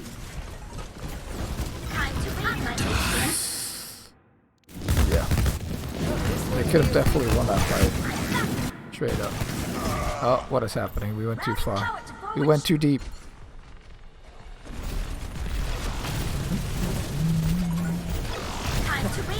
Again, both teams, you know, kind of. Valiant used a lot of ults to try and clutch that, so they only have the Lasher ult, not even close to anything else. While Shock is closer to a lot of ults, and they have the Molten Core, which Molten Cores are really good, as I've said a lot of times, right? So if Shock can really go hard right here, force some of the Diva Matrix, or not even force it, and get a good zoning Molten Core, like maybe hit all of this, right? Where do you really go in such a tight space? Dude, Rascal just shoots it everywhere. He doesn't care. He does the shoot it in the air and pray kind of Tor bolts. Yeah, he just shoots it in the air and prays. But ends up being pretty okay. They go really hard for Super. They trade Ryan's. But yeah, then kind of feels like whatever Rascal presses Q, Valiant's immediate answer is to just speed into the enemy team and try to go as hard as they can. Which I don't know if that's always the answer, right? Depends on where the Tor bolt really is. Or where he wants to place it. Oh. Shock kind of clutching out the long fight here. I don't know if they can win this because of the close spawns, but they're definitely trying. Striker's doing a lot of work on the Reaper. Yeah, the shield even breaks. Dreamer dies again. Shatter comes out from Super. Oh, the Molten Core from KSF, but 60 seconds remaining. Super's alive. He's swinging, dude. Okay, beat comes out. Each one of these fights is really close, but just because of the close spawn advantage from the Valiant, and because Shock keeps trading out, like Super keeps dying in trade for one other person, right? Which is normally that's fine, but on a map like this, it's rougher. Oh, and they go in with the beat again. I don't know. Oh. And the Cole. So now Shock really have to win this fight. Striker's been doing a lot on this Reaper. Holy crap, he's been alive for so long.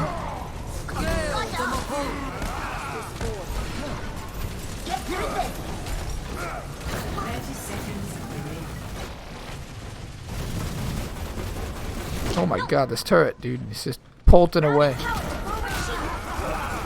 Yeah, and eventually the Shock end up cleaning it up. Wow, Striker, dude, he did so much that fight. That's absolutely crazy. He almost has another ult.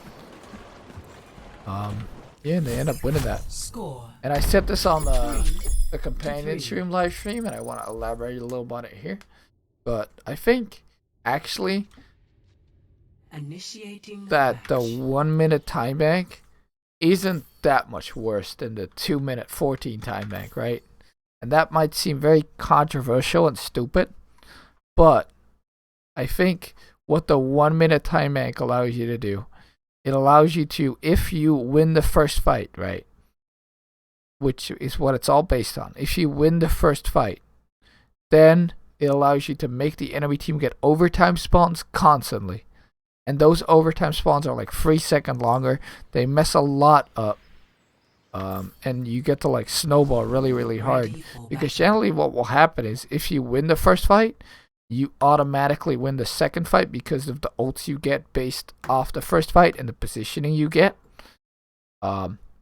So, and it's the same for defense, right? If you win the first fight on defense, you also get a good ult bank, and you can win the next fight just off of the ults you farmed a lot of the time.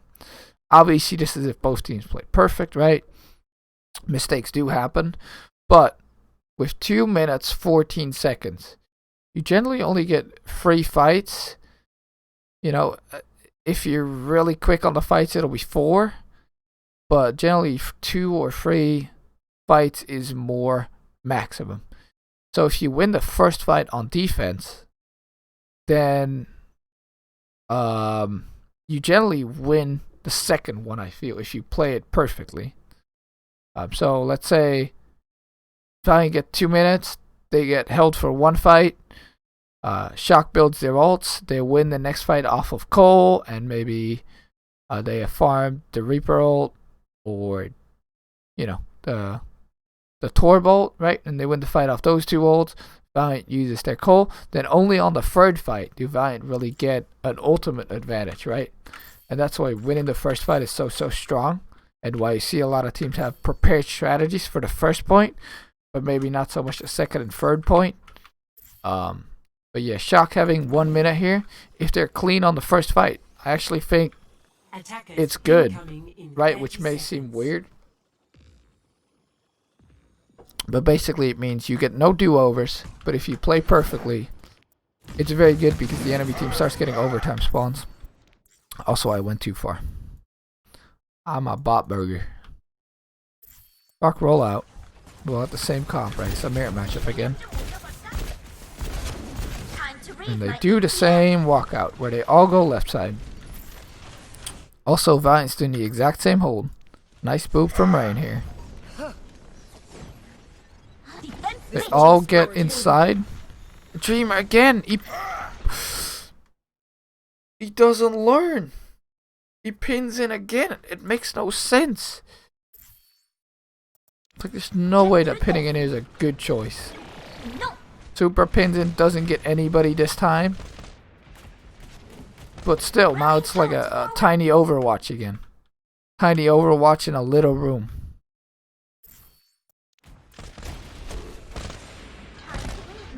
Super gets some swings. He lives, right? Is actually really close there. Between Super and the Dreamer both dying. But yeah. Now, this gives Shock a lot of space, I feel. While if, you know, Valiant just let Shock kind of like go inside of here, and then they hold this choke, they're not the ones going through a choke, right? And Dreamer kind of using these RNG pins. I just don't like this. Feels to me that if the enemy team plays that well, they kind of fight you inside of here, that those pins should get punished very hard. 30 seconds remaining. Gale the Mahol. Gale the So Mahol. now, Shock comes out of the top side. They farmed their coal, so have Valiant, right? Both teams we saw where the Reinhardt was so low. Well, that turns into coal percentage. Or so both teams get coal. Still a very even fight, right? I don't know if I like how far out the Valiant are holding, though. They're putting themselves not in defensive position. They're just putting themselves where they can brawl, like straight away. But maybe if they were holding point, you know, I see these as chokes. They could be engaging when the enemy team comes through there, right? And get really good swings. But instead, they kind of just hold as close as they can wherever they go. So both teams get cold. Dreamer trades swings again. Super shatters Rain, who's actually been getting picked like quite a bunch here. Super blocks Shatter. So Super's fucking amazing the second half of the series. Actually really good. Just like wins the fight for his team with that Shatter trade, right? Yeah, now they get the point. And the point I've been trying to illustrate doesn't really go here, right? Because the fights were so long. So it's not like Shock dealt a ton more damage than Valiant there, or the other way around. Actually, Valiant, you know, built their DPS ults a little quicker. Shock built their beat a little bit quicker. So it's kind of even here, ult bank wise. But what the Shock do get to do is they get to give the Valiant overtime spawns after this point. It's overtime now. Overtime spawns are 3 seconds longer, basically. So whenever Valiant loses a fight now, Shock get big value off that. Valiant decide to do this rotation behind the Shock. Molten Core really aggressively again. Knowing the Shock, they're probably just gonna disengage, wait this out maybe? No, they beat in directly. Get into position. You didn't know that? What did you not know? The overtime spawns? Well, overtime makes you have longer spawn timers. So whichever team, you know, if you lose the fight on the defense, you get longer spawn timers. Which is really rough.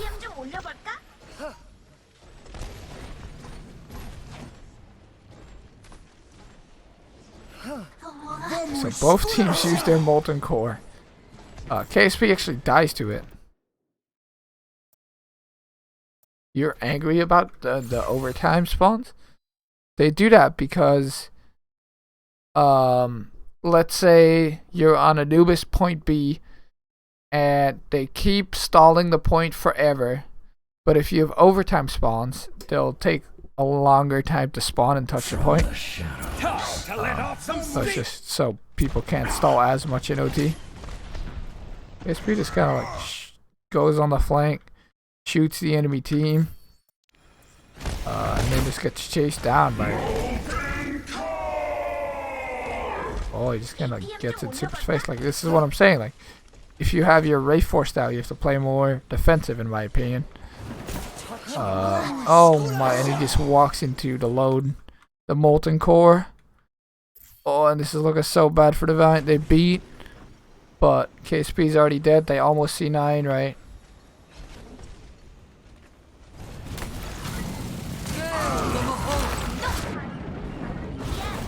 But yeah, at this point the fight's over. Like, as soon as KSP dies there, and Valiant on the back foot. Oh, it's just over. And now another fight for the Shock. And as I'm saying, like, look at how long these spawn timers are. Like, we're at 1.5 speed here. They're still not spawned. Still not spawned. Finally, they're all spawned. Cart's already over here though. And again, both teams traded like evenly in ults. So it's not like, you know, the Valiant have a big advantage here. They get the high ground, which is great for the Valiant, right? Shock's kind of like, oh, we'll just get the cart as far as possible now. Maybe we won't go for the high ground. It's a choice. There's not that much advantage for the high ground for this comp anyway. Just that, you know, you can choose when and where you engage, which is a pretty big deal. This will heal you. Gale the Mahol. KSP goes pretty low pre-fight. Ults. Both Reapers are ulting. Super also shatters. Misses it. Nice block by Dreamer. Oh no, he hits McGravy actually. Super and it shatters. This second half of this match. Actually got to.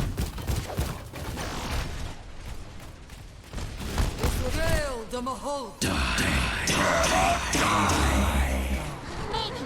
Yeah, nice. Dude, that's really big that it's on McGravy too. Because he's the one that has to deny the Reaper ult. He's the one that can eat it. A really nice job. Die when both Reapers ult at the same time. Yeah, that's funny. All systems Rascal checked does end out. up dying to the Reaper ult though. And super dies later. Oh, the Diva Bomb doesn't get anything either. You didn't hear it? I did hear it. I'm back in the fight. But it was hilarious. Die. They really want someone dead, I guess. Nail them a hole. Both Reapers are Beyblading each other. That's so funny. How does Rascal die here?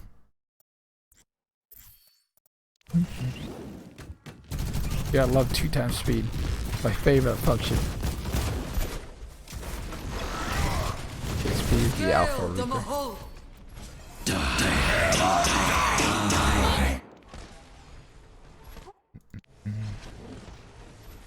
It's just because, you know, Valiant is playing this fight more flanky. They got to keep Lasher on the high ground. They're actually calling KSP as he's ulting, which I think is a really big deal, right? Just keeping him alive permanently. Like, he probably would have died if this Cole wasn't here, to be honest. So yeah, just a calling combination with the Reaper ult is a combo that seemed to be really good for both these teams during this match. Just keeping that Reaper perma alive during his ult, very big deal. This fight's still not over. Who's gonna win? Oh, KSP or KSF. I can't keep them apart. Their names are too similar. Oh, Moth with the boop though. Moth sick boop. Dude, that's really big actually. Oh, and they get McGravy. Oh my god. Moth's a clutcher. Now they get to push the card more. More card push. More overtime spawns. McGravy still isn't spawned. Finally spawns. Rascal has his ult for when they re-engage here. Oh my god. That's a good spread on the load. He covers both entrances. Probably could have covered this one a little bit better, but... Oh my. KSP dies when he goes in. KSF goes hard with his punch. What? Wait. He knocks Rascal off the map. Wait, Oh, I can't keep them apart. KSP, KSF. I'm too sleepy for those names.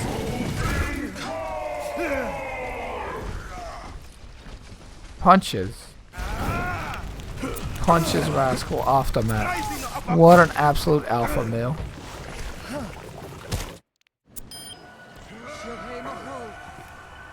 And then Violet just kind of like shifts right where KSP is, so he's gonna die too.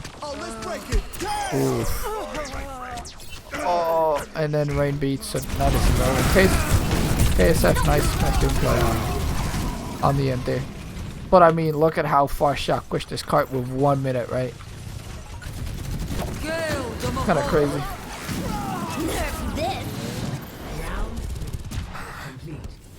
And that wasn't even that much because of the snowball, I think.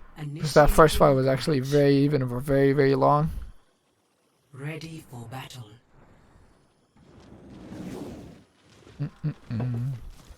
Attackers incoming in 30 seconds. Okay. And now we get the Valiant attack. And again, as I said, even if you have 2 minutes, I feel like if you don't win this first fight as the Valiant, it's going to be very hard to push that far, right? Like, it's either win the first fight or win at the very last second and then give the enemy team the same overtime spawn that you got. But it's rough. Okay. Well, let's see their push. Okay. Striker, this time he TP's back to his team instantly. He doesn't want none of that. As you can see, Shock don't go into this room like the Valiant did. They go to hold point, which I think is strategically better. You either hold point or you hold right outside of the The computer Welt von Ritgen. Yeah. The more you know, lore. With German.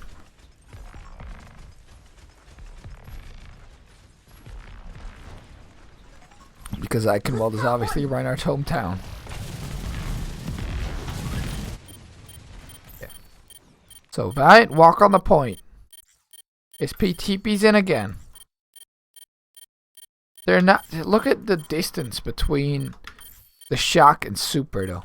I don't like this. I think if Super's gonna go in here, you need to be more on his ass, you know?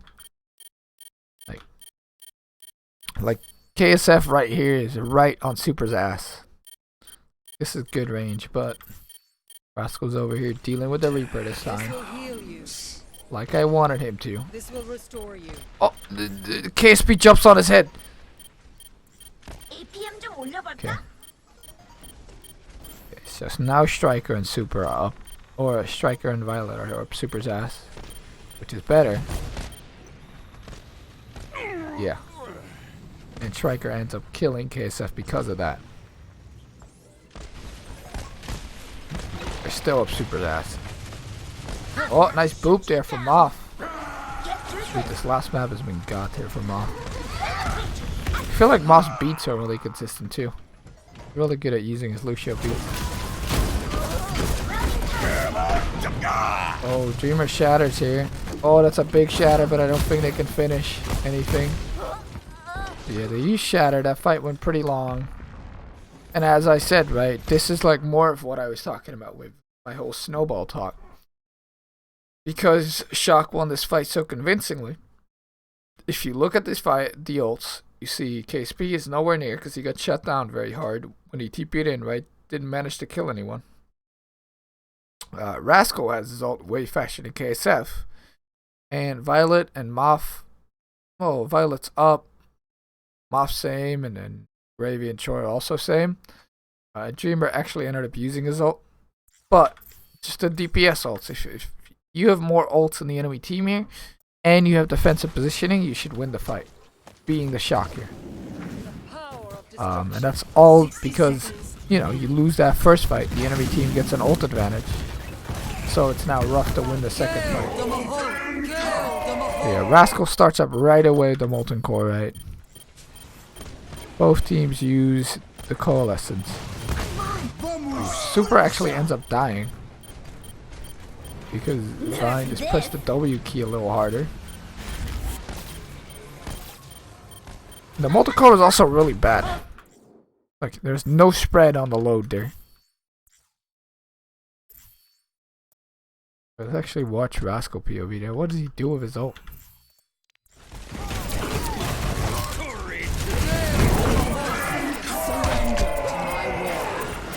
A lot of it gets eaten, but a lot of it is just thrown very badly. It's one piece here, and the rest just kind of goes in this corner. It's also because he's getting swung at, so it's hard, right? But Super kind of just gets ran over. Oh, what is what? Why did it put me here? What? Nice replay. It put me in the map. I'm so disoriented. Okay, so at the start, everybody's kind of with Super.